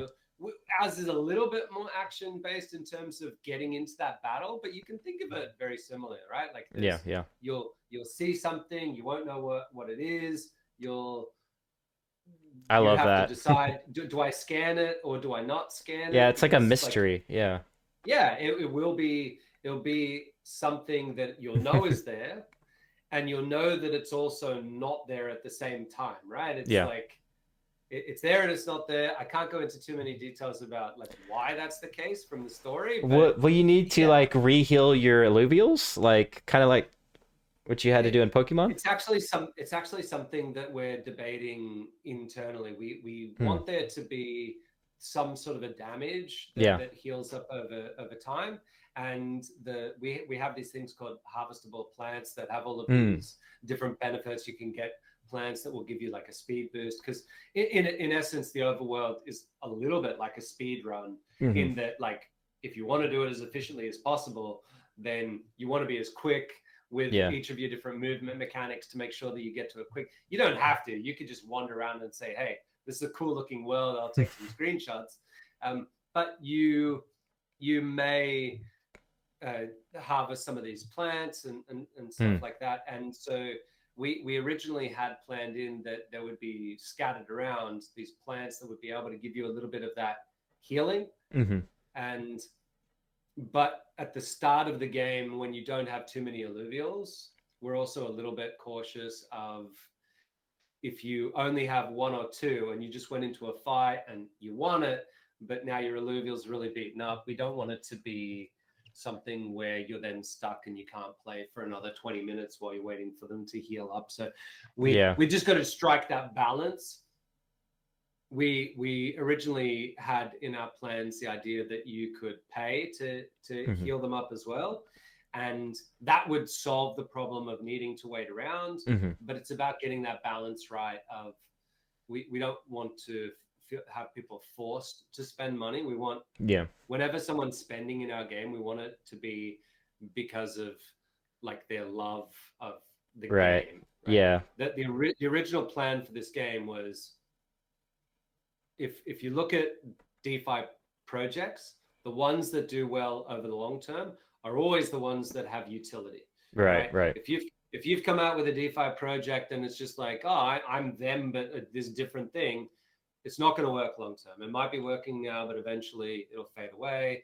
If you don't have something, right, like Hmm. I don't know, maybe you've got a big brain and you've worked out a way to efficiently handle gas or something like that, or you found some utility that can be added to the ecosystem, you'll do massively well, right? Hmm. But a game also fits into that category. If you're a DeFi game, you must be doing something that provides a utility.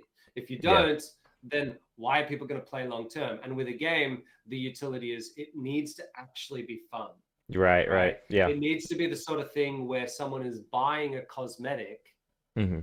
because they love playing the game and they want to show off that cosmetic in the game, Right, right? right. If the only reason people are playing is because they think other people like it and that they think that the value is going to go up and they're just purely going to become rich, Speculation. Yeah.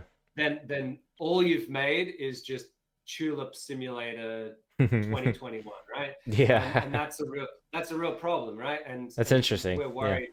Yeah, we don't want, like, the more projects that are out there Hmm. doing those sort of things where you get these big spikes and then drops, it takes away a little bit of the credibility. So all Right, of right. those really good projects in the space that have shown sustainability, we love them, right? Yeah, Because it yeah. shows that there's a sustainability to it.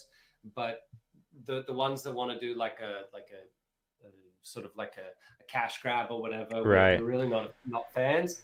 Do the work, come up with utility, make a game that's fun, and at least from us, if you don't find our game fun, at least that was our plan, right? Like Yeah, yeah. we may have failed you and you didn't like the game, but that was our plan, is a fun game that people come back to all the time, For rather sure. than just, hey, go into this for 2 weeks and all of a sudden the prices will go and then you dump it. No, we're Yeah. very much not interested in that. That's what interests me about the project so much, and why I got involved is just because I saw you guys had a very detailed, planned out, like long term, solution to it. The token lock, everything was just like hitting on all cylinders. Where I was looking at the space as a whole and just all like little loopholes, and I'm like, well, is this sustainable, or is this really well thought out for 2 3 years from now, or even just a year? And I was like, well, I'm just not, that's just not for me. Or, it just didn't get me too excited to do a video or something like that about it. So Yeah, you we guys have done we a very good job on that. I would say that we're ambitious, but we're Mm. trying to sort of like anchor our ambition to the background of making sure that we get things set up right. We're, Yeah, we're, we're yeah. thinking about what's going on. I mean, I've literally read white papers where games have said we will do the DeFi stuff later, Mm.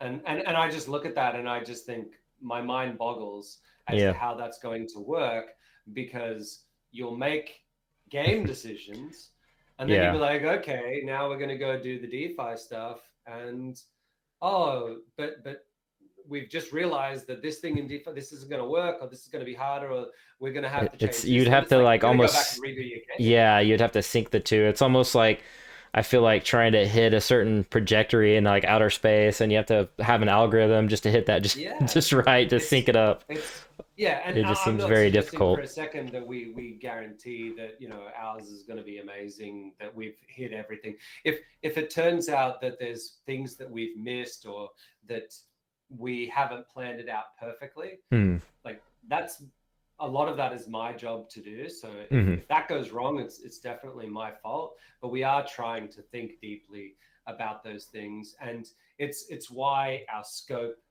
is a little bit more narrow. Like, I Hmm. mean, we're trying to get this like AAA quality artwork that people really really like, but inside of a game loop that's reasonably simple, that people can understand, that Hmm. allows people to get their head around it. Same thing with like having tiers and stages, and Yeah. Yeah. lots of the same mechanics go throughout it, so that people can just wrap their head around it. Right. and Right. and I think sometimes that actually can work against us, because people start to understand it and they're like, Yeah. okay, now that I fully understand this thing, I can really make informed decisions and I can work out. Whereas there are some projects out there where everything is so convoluted Yeah. that you can't make really any decision about it. I remember when we first started, Kieran showed me about like 15 different protocols. Yeah. Mostly they were non-game related things, Hmm. but the he was like, these are the successful ones, go try and work out what makes them successful. Yeah. And one of the things that made a lot of them successful was they were so convoluted, no one knew what was going on. So everyone Hmm. just went, screw it, I'm just gonna ape it. And Yeah.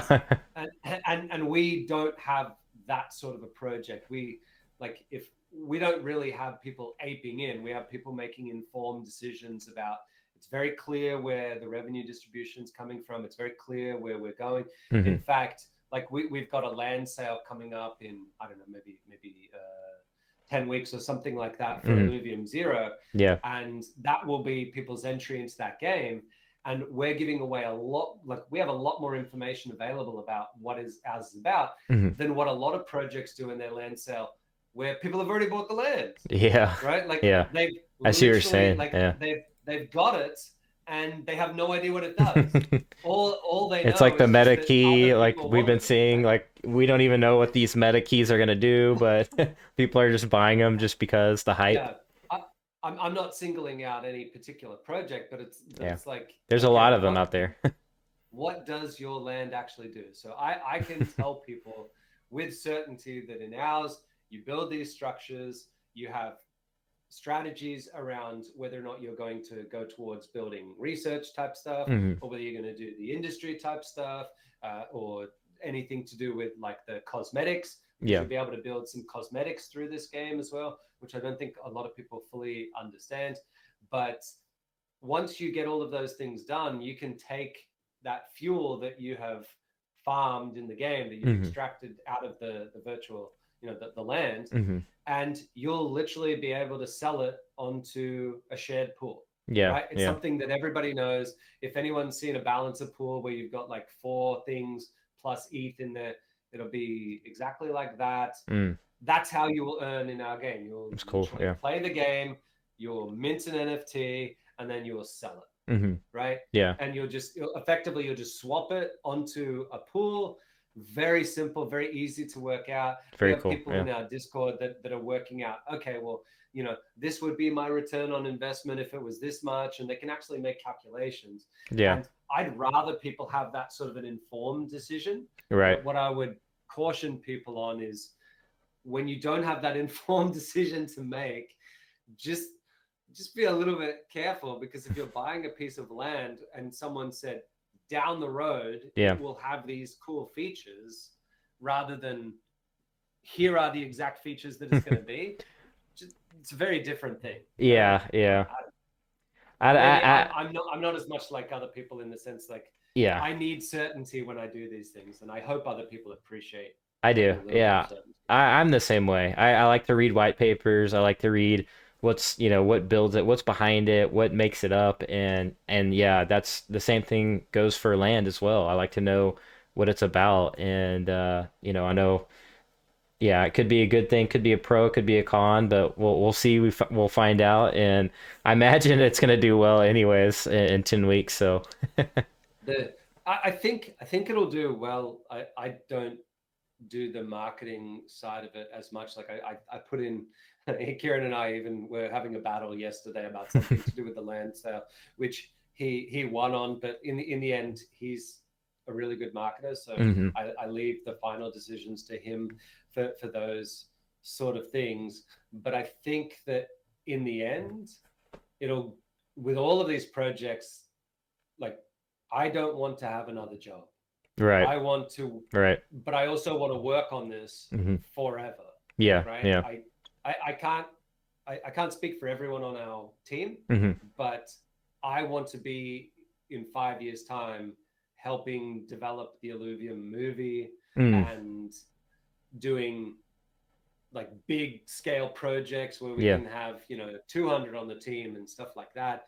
That's what I love. I would get bored otherwise, so I need to be doing stuff all of the time. yeah, So for sure. I want to do that. So for me, I don't mind so much this initial sort of up in the air speculation. I Right, think that eventually things will sort of work themselves out. That the for sure. projects, Yeah.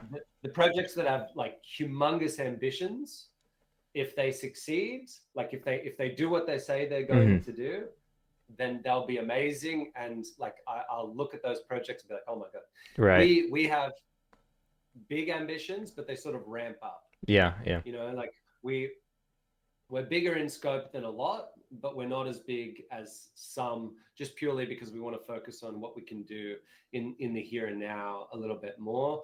But for the projects that have like huge ambitions, I really hope they all succeed, Yeah. just purely because I don't want someone who's outside of the space to look in and go, Mm. yeah, but that project said that they were going to do blah blah blah, and look where they went. Yeah, that's very true. Very And true. then so like these guys, they say that their next game is going to be blah blah blah. How do we really? I want it to be like, yeah, we that's why we have 100% revenue distributions. Whatever comes in goes out to people. It'll be very clear and obvious what's happening. And if we don't get quite as much apiness because people have a really good understanding of what our protocol is about, I'm okay with that. Yeah. Well, like I said, I have a feeling that it's still gonna do well. I don't know. That's just me. I just the macro of crypto and NFTs right now, I think it'll still be there. So Yeah, I have my sneaking suspicions that it's going to be pretty huge. We haven't even announced what is unique about our tier 5 land, yeah. right? Yeah, We that we was have yeah. 7 plots of tier 5 land, That's what I'm one curious per to. region. Yeah. I I won't go into it, but I will say that it's pretty insane. Yeah, It yeah. was an idea that came from our technical director, Mm. Johnny. He was like, "Hey, what do you think about doing this? It's really crazy." And I was like, "Oh God, that's amazing." And Yeah. then we told it to Kieran, and Kieran was like, "Holy shit, this is gonna be like, yeah." So there is a very very different functionality with those 7 plots of land Yeah. that is going to be different to the rest of the stuff, right? Mm. Like it'll have all of the functions of the other stuff, but Yeah. like when you see those subscription plans and this is Yeah. like everything in the basic tier plus the extra. Yeah. In this case, the extra is Like the really cool, yeah. right? It's really really cool. So we'll see. I we're trying to see if there's ways that we can help people out. Like the whole land sale infrastructure is quite complicated for us. We have to build an entire web app around it, which Mm. will effectively turn into our Luvidex, which is Mm. our exchange. This Yeah. is sort of like the first part of it. It's going to be a really big app. It's definitely the most ambitious thing that we've done. We're Mm. on a tight deadline, so we're trying to get through as much as we can. If we can, we'd love to have a feature in there that would allow sort of fractionalizing the land in some way, at least Yeah. for the Yeah. higher tiers, because I mean I don't I never try to speculate on how well something is going to do, but I can imagine sort of the the tier 3 and above plots. Yeah, yeah. I would love to. It could go well. Yeah, I mean, if it would be nice to go in, with like five other people and go in and buy, the one of the top tier lands and, you know, we don't really know what the features are, but we can kind of get hyped on it and that's a good thing. Yeah. And The trickiest part about it mm, is who is allowed to, like, if we do that, the game doesn't have any ability to currently, as it stands, be able to have like 5 people go in and mm, play on that piece of land. mhm. So it would have to be some sort of a thing where one person gets the ownership and the ability to play, Yeah. and the other people maybe just get like a fraction of the revenue from it or something like that. Mm. But we're certainly not committing to anything like that. We would just like to. Right, It's one right, of those yeah. things that we think would be really cool. I think at some stage we'll definitely have it, and we're probably, I mean, people, whether or not we do it, people will sort of lease out their land, allow another person to play it, Mm, and that will allow them to build up the fuel and stuff like mm. that. So whether or not we do that, it's going to exist. So I guess it's probably in our future that we would have some type of land rental, Yeah. something like that, Mm. where you would be able to. Again, these are not features that have been committed to, but I mean, I just extrapolating forward, I don't think it's something that we Yeah. would be able to avoid, right? Right, So right. there's other projects out there that give people the ability to sort of, I guess, loan out Yeah. their stuff, Hmm. and this would be, I guess, a little bit it would be pretty similar to that, you know. Hmm. But Yeah. I we don't want it to be like marketed as like it's a way for people to sort of learn how to play the game. It would literally be rental, like, because that's what it is, right? I mean, Yeah. Yeah. you For can put sure. whatever marketing, you can put whatever marketing spin on it that you want. It's Hmm. effectively renting it out to let someone do it. We will have virtual land, which is what we're calling the tier 0 land, Hmm. which anyone can play for free anytime. So if you want to learn how to play our game, just go do it for free. You don't Yeah. need to Yeah. work for someone else who's got like a nice big tier 4 piece of land or anything like that. Just go learn how to play it. Yeah. But if you want to, I guess, get a job working for someone and basically playing the city building game for them, Yeah. I think someone's going to do it at some stage. So it Yeah. probably should be us doing it in a way that Hmm. matches all of our core values. That makes sense. That makes sense. Well, I like you guys are thinking about that, ahead of time. Yeah. And Again, nothing about that is like put in stone. I'm not mhm. like super keen on that, but if if there's something that's inevitable and it could be done in a bad way, like if it could lead Mm, to people getting scammed and stuff like that, then we don't like that right. idea of people having that fear. So we'd Mm, rather just implement it ourselves. But for sure. all of these extra features, they will always be things that have to be approved by our council. So Yeah. it's never just Aaron comes up with a crazy idea or Ben comes up with a crazy idea or Hmm. you know, Kieran or Von Neumann come up with a Hmm. crazy idea. We have to get these things approved, and there's an incubation process to it as well. Gotcha. Okay. Anyone can catch me on Discord. I try to spend about 30 minutes a day Hmm. in Discord. I don't read everything because we have 100,000 people Right. almost, Yeah. and very actively posting. So I don't see everything, but I try to answer as many questions as I can. Gotcha. Gotcha. What is just kind of to end it, I guess, is like what's your favorite thing to do in IRL? Like do you have like a favorite hobby you like to do? So I still like before this game, I ran a tennis center or actually a couple of tennis centers, Yeah. and I still coach some of my students. I've had to reduce the number that I do, Mm. but some of them are students that I've worked with for more than 10 years. I've Oh known them wow. since they were like 5 years old. So Hmm. I I still love to do tennis coaching. It gives me a chance to do a little bit of fitness, Hmm. and so that's probably the main thing that I do. I have a couple of kids, and Mm. I try to play with them as much as I possibly can. Uh, Other hobbies, I know it might sound a little bit weird, but whenever like I get on a plane, which I haven't now done for a while, or Hmm. whenever I have a few minutes, I try to do some math problems, Yeah. Yeah. and and I like puzzling through math problems. I'm not very good, but Yeah. I like that idea of trying to problem solve. Yeah. I Most of the things that I do as a hobby, I'm not particularly good at. Though. Play a Yeah. little bit of chess, but I'm terrible at that. But I still enjoy it. That's cool. Yeah, I love chess growing up. Checkers was before that, but I chess is just I love the how you have to think ahead and predict. So I love that. And when I was younger, I used to do my sister's math homework, and but since I was forced to do math and get good grades in school, Yeah, I didn't like to do math. So I yeah, mean math is fine if I'm like doing it on my own accord, but if I'm forced to do it for a grade, I'm like, I'm out. Like, I think that's fair. Yeah. With chess, we've designed a lot of our competition based stuff around the idea of how chess works because Mm, our game lengths tend to be a little bit similar to something like rapid chess, and so we hmm. plan on having weekly competitions with ILV as the prize. Hmm. And so if you look at something like chess.com, they have Yeah. like a thing called Title Tuesday where the best players in the world play in like a Dutch based system where as you win matches, you get towards the top, you earn points. Our system will be similar to that. There'll be like a Mm, time frame. You can enter whenever you want, but obviously if you get in early, you've got more chance to win points.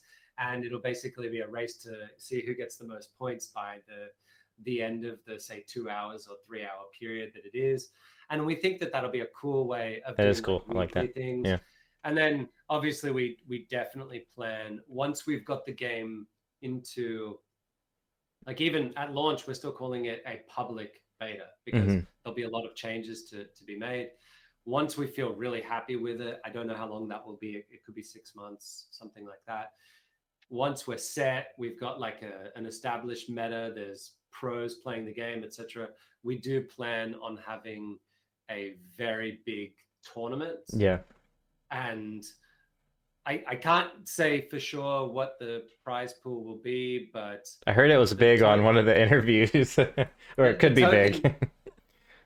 The token price, we have no idea what it'll be at launch, but currently it's at the time of this interview, approximately 500. It fluctuates a little bit, but we are sort of like obliged to give away 1 million tokens, which is crazy. In-game yield. Yeah. So that's, I mean, like I'm not great at math, but I can do that one. And this time next year, it's going to be one token is going to be nice. We're meant to give that away over that same 3-year period that the yield tokens are given away on, right? Yeah. But because there's a staggering of the game launch and the yield launch, which was always planned, there's a bunch of tokens accumulating in the background that are for in-game yields, and maybe they go to a big competition, right? Yeah, that's cool. And like, I mean, if we just accidentally happen to have the largest prize pool in the history of esports, well, that's a happy accident, maybe. Yeah, absolutely. Theoretically, right? Yeah. So there is some big plans for the future, and I've already had about 10 pro players from other auto chess variants reach out to us on Discord and say, I'd really love to get involved early into the private beta. And we do want to have some of those people in there to help us to guide it, because if you make a game and then you give it to pros and then they say your game sucks because of XYZ, it's hard to change. If we give it to them in a private beta and they say your game sucks because of XYZ, we can knock off XYZ real quickly and get a game that has been in part designed by pro players, right? Right. I was pretty good at auto chess and teamfight tactics, but I'm not pro level. So there's a few insights that we need from those people, a few extra eyes and ears. But we could have a big tournament on our hands, and Twitch would be, the place to view that tournament. And I can't go into any more details, but there are things that I've said on this interview that have been tiny little hints that people might be able to go back and piece some extra stuff. But I'll leave that to the community to try and solve. All right, that's exciting. Well, hopefully my little tiny chess background will do me some service in the game when the launch happens, and I'll be grinding in the game. So will you guys be playing? Do you have a preference of which game you'll be playing possibly? Or are you just going to be kind of watching everybody, battle each other and run off in the world and stuff like that? I don't have a heap of time at the moment. And because we're launching as first private beta, then as a public beta, there's still a lot of work to do. Like I don't want people to be under the impression that the second that they go into the private beta, we've got a finished game. Like I see. There's still a lot of work to be done. And I expect, like, we get people who come onto the project as core contributors who say, well, how long do you want me for, right? Is this like a 3-month contract or whatever? And my response to them is always forever. Right. We want them. We don't want people that are going to churn over in a year, because it takes a long time to get someone to fully understand the project, and then you don't want them to be just doing a little thing. So our project is ongoing, right? The public beta will still have 20 or 30 engineers in the background desperately trying to pump out new features, getting things better, getting everything to be perfect. All of the things that we have as like nice to haves, but not core pieces, Hmm. they all need to be done. So I don't see myself getting a lot of time to play it. I'll definitely Yeah. have an account and I'll do it, but I will not be a whale in the game at all. Yeah. I I have I'm a whale when it comes to having ILV, but Yeah. remember, ILV doesn't do anything for you in the Mm. game Yeah. by design, right? It just Hmm. allows you to govern the game and get the revenue distributions. The Yeah. people who are going to become the powerhouses, the highest levels, the champions of the tournaments, that will not be me. Yeah. I'm I'm not smart enough. I'm not good enough. I know that there's a lot of people out there that are going to be way better than me, and they'll play it. So yeah, I don't think I'll be playing a lot in terms of my split. Yeah. Probably a little bit more towards the city builder, just because it's a bit more of a casual game, and you can have it by your you could have it by your computer and you can like press a button and be like, Yeah. okay, harvest that, and it takes a certain amount of time, or Hmm. research that, or start building. So I'll probably be able to do that a little bit more. Hmm. That doesn't mean I like one more than the other. Hmm. It just Yeah. means that someone like me who's time poor probably will gravitate Mm. towards Illuvium Zero. Makes The sense. Yeah. people that have the time, they'll probably play Illuvium. Yeah. Yeah. I would. I might just go out and catch them. You know, I think that might be my thing. Yeah, yeah. I mean, we want there to be lots of play styles. We want there Yeah. to be the person who is a ranger who goes and catches a lot of things, Hmm. right? We Yeah. want there to be people that specialize in ranked play. We want people to fully focus on mining, which kind of includes both games, right? Mm. Because there'll be this sort of flow between the two games and stuff like that. And yeah, there'll be people that are good at various things. I mean, then you'll have people like Kieran who will probably exclusively play in the Leviathan arena, which is, I mean, to be fair, that's been literally designed just to be a playground for people like him. Yeah. He loves the idea of like, crazy battles. It doesn't have to be, balanced and fair and stuff like that. So you just go in there and smash people, and if you've got the Mm. best stuff and you're better than them at the game, you'll win matches in there. So Leviathan is like no holds barred, crazy, don't cry if you lose arena. And then the ranked is more like where people that'll be like the tournament realm Yeah. and Yeah. stuff like that. But when people ask us like what is past a whale, as in there's minnows and then there's sharks, like in terms of how much ILV they have, the final thing is a leviathan. Yeah. And that's because in our game the leviathan are like they're giant, sort of up to, but also Mm. below, Yeah. Godzilla style Mm. monsters that roam out in the far distance. It's They don't cool. Yeah. take part in the storyline of the first game very much, Hmm. but they have plans for the future. But I love at the it. moment, they're doing their own battles, right? They're Yeah. battling each other out in the deep oceans. That's So cool. which is I think a little bit like how whales are in crypto. So that's sort of the 100%. analogy. 100%. With that being said, is the trailer coming soon? The gameplay trailer? I think you guys are gonna release some kind of trailer Yeah, soon. yeah. So we probably will have some little teasers in the next 2 or 3 weeks. Hmm. It's being scheduled for the end of October. Gotcha. Okay. We're pretty confident that we can hit that date. There are it's fairly long, right? Yeah. So it's not a 30-second trailer. It's Hmm. not a 1 minute 30 trailer. Oh wow. It's quite long, and that requires a lot of stuff. And when we committed to it, there was originally we are planning on doing a smaller scope one, but I wanted there to be more features in terms of the gameplay. I wanted it to show a part of gameplay, but also a part of story as well.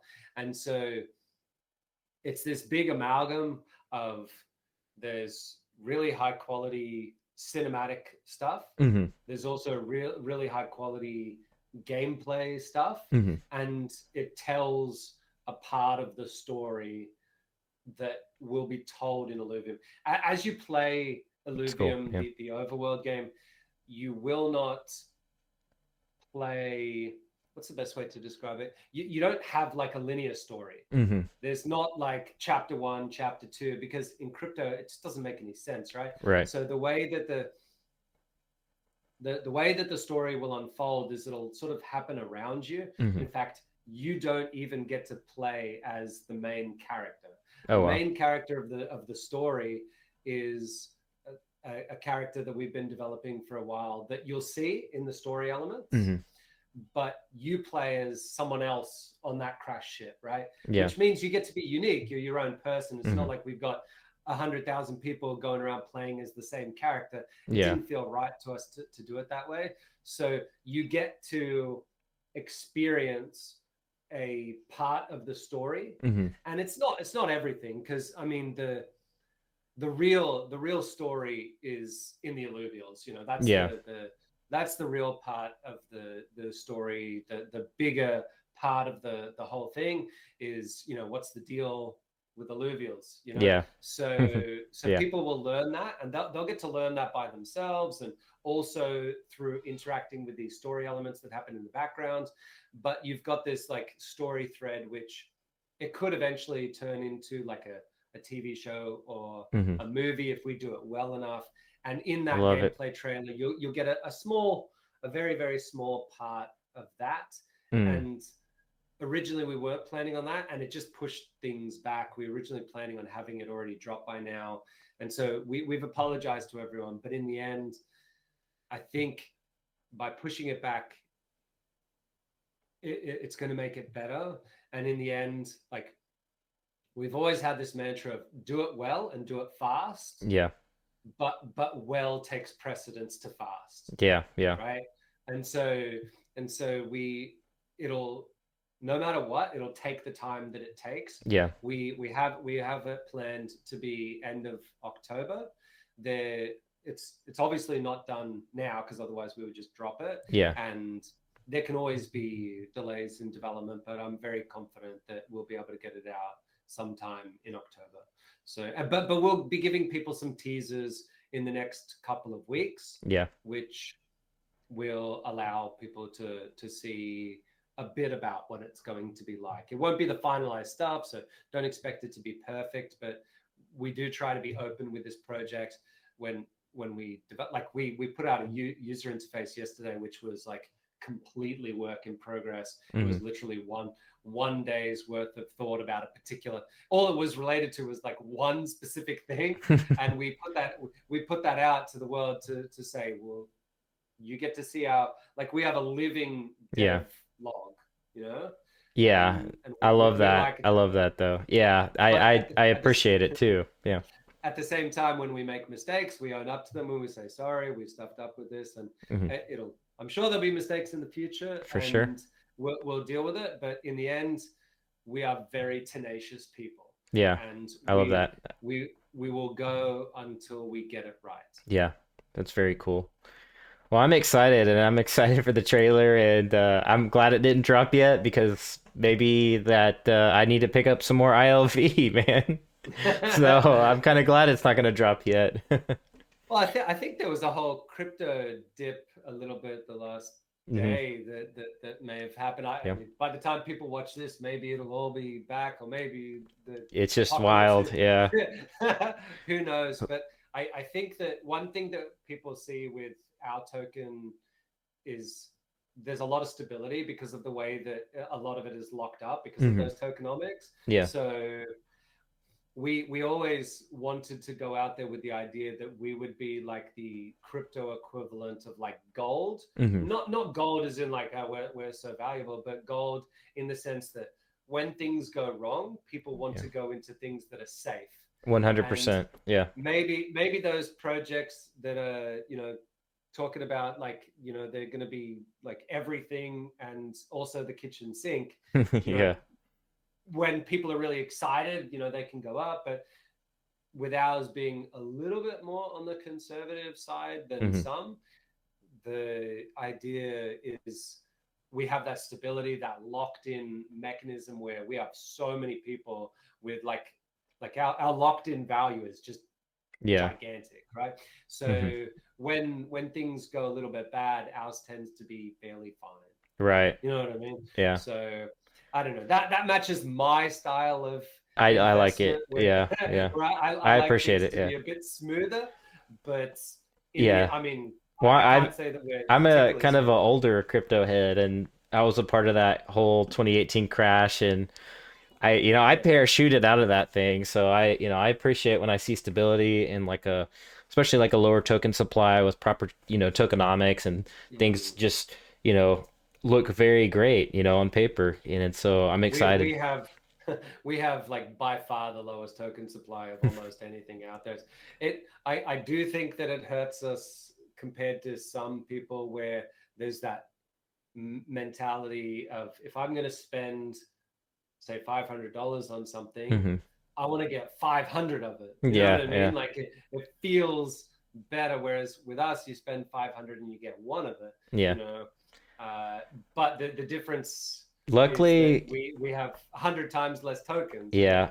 yeah. And luckily, Bitcoin and Ethereum has kind of like got people out of that mindset a little bit. You go to OpenSea and it's a fraction of A an little bit. Ethereum. Yeah, yeah, Yeah, a yeah. little I, bit. th- I think I think a little bit. I originally was pushing very heavily towards having a larger token supply just to Mm, not have to worry with that problem. yeah. The the troll in me and the one who's just intellectually curious about these things would really love to see a token that is like more expensive than Ethereum. You know, Yeah, I think that would be hilarious. yeah, yeah. So that's now our goal for doing it. But I think we have a couple of things dropping in the next month or so to do with our tokenomics if they get approved, where we could possibly revisit the idea of like some sort of a token split or something like that. Yeah, To me, it's not that much of a priority anymore, because I think in the end people will go where they see the value, and it's only right. while we're not launched that it maybe hurts us a little bit that people see that the value of the token is so high. But I hope as time goes on, people can understand that market cap is Right. I think what once people should people focus understand on. that tokenomics and utility, I think that they can wrap their heads Yeah. around that. And like you said, the stability part is going to play out more long run in crypto anyways. And Yep. I think it also would be pretty hilarious to see ILV, like 3 or 4 times more expensive than Yeah. Ethereum. Well, I mean, I'm obviously not a financial analyst. I don't try to get into the speculation of it. For us, all we try and do is set Yeah. up a system where we have a good project that has utility. The vast majority of our time is spent on making sure that people get utility out of being able to vote. Hmm. Like I said, that govern to earn strategy for us is very important. Hmm. So for us, I mean, I'm not. I have no other tokens besides Illuvium. I don't know if people know that, but I don't Mm. speculate Wow. in Okay. any Yeah. other crypto or anything like that. I That's have cool. literally nothing. Mm. I'm definitely not a speculator. So in Yeah. terms of like financial advice, please don't listen to me when it comes to that. There's a lot of people out there that understand it way better than me. All I know how to do is hopefully make a game that has some good systems that people enjoy. For sure. Well, I appreciate that. Oh, And I think this, pretty hype news moving forward. And I'm looking forward to obviously the trailer and, some gameplays. And I'll be in the Discord looking for the leaks and things like that. And hopefully we'll have yeah. you back on sometime in the future as well. Thank you for having me. I appreciate being able to take the time. It's fun. Yeah, absolutely. Absolutely. Any final words or? I no no the game is the final word for us. It'll speak for itself. If you join our Discord, is where our main sort of base of operations is, both internally and externally with the community. Mhm. We have obviously Twitter accounts and Telegram and all that sort of stuff. But in the end, just take a look. When the game goes live, people will be able to play for free. Mhm. They'll be able to do all of the functions of the game with those free characters which will allow people to understand what is our game and do they like it. And the upfront cost of that is exactly zero, because we're confident enough that when people start to do that, afterwards they'll say, yeah, I'll stick around here. Yeah, got you. All right, well, I appreciate it once again.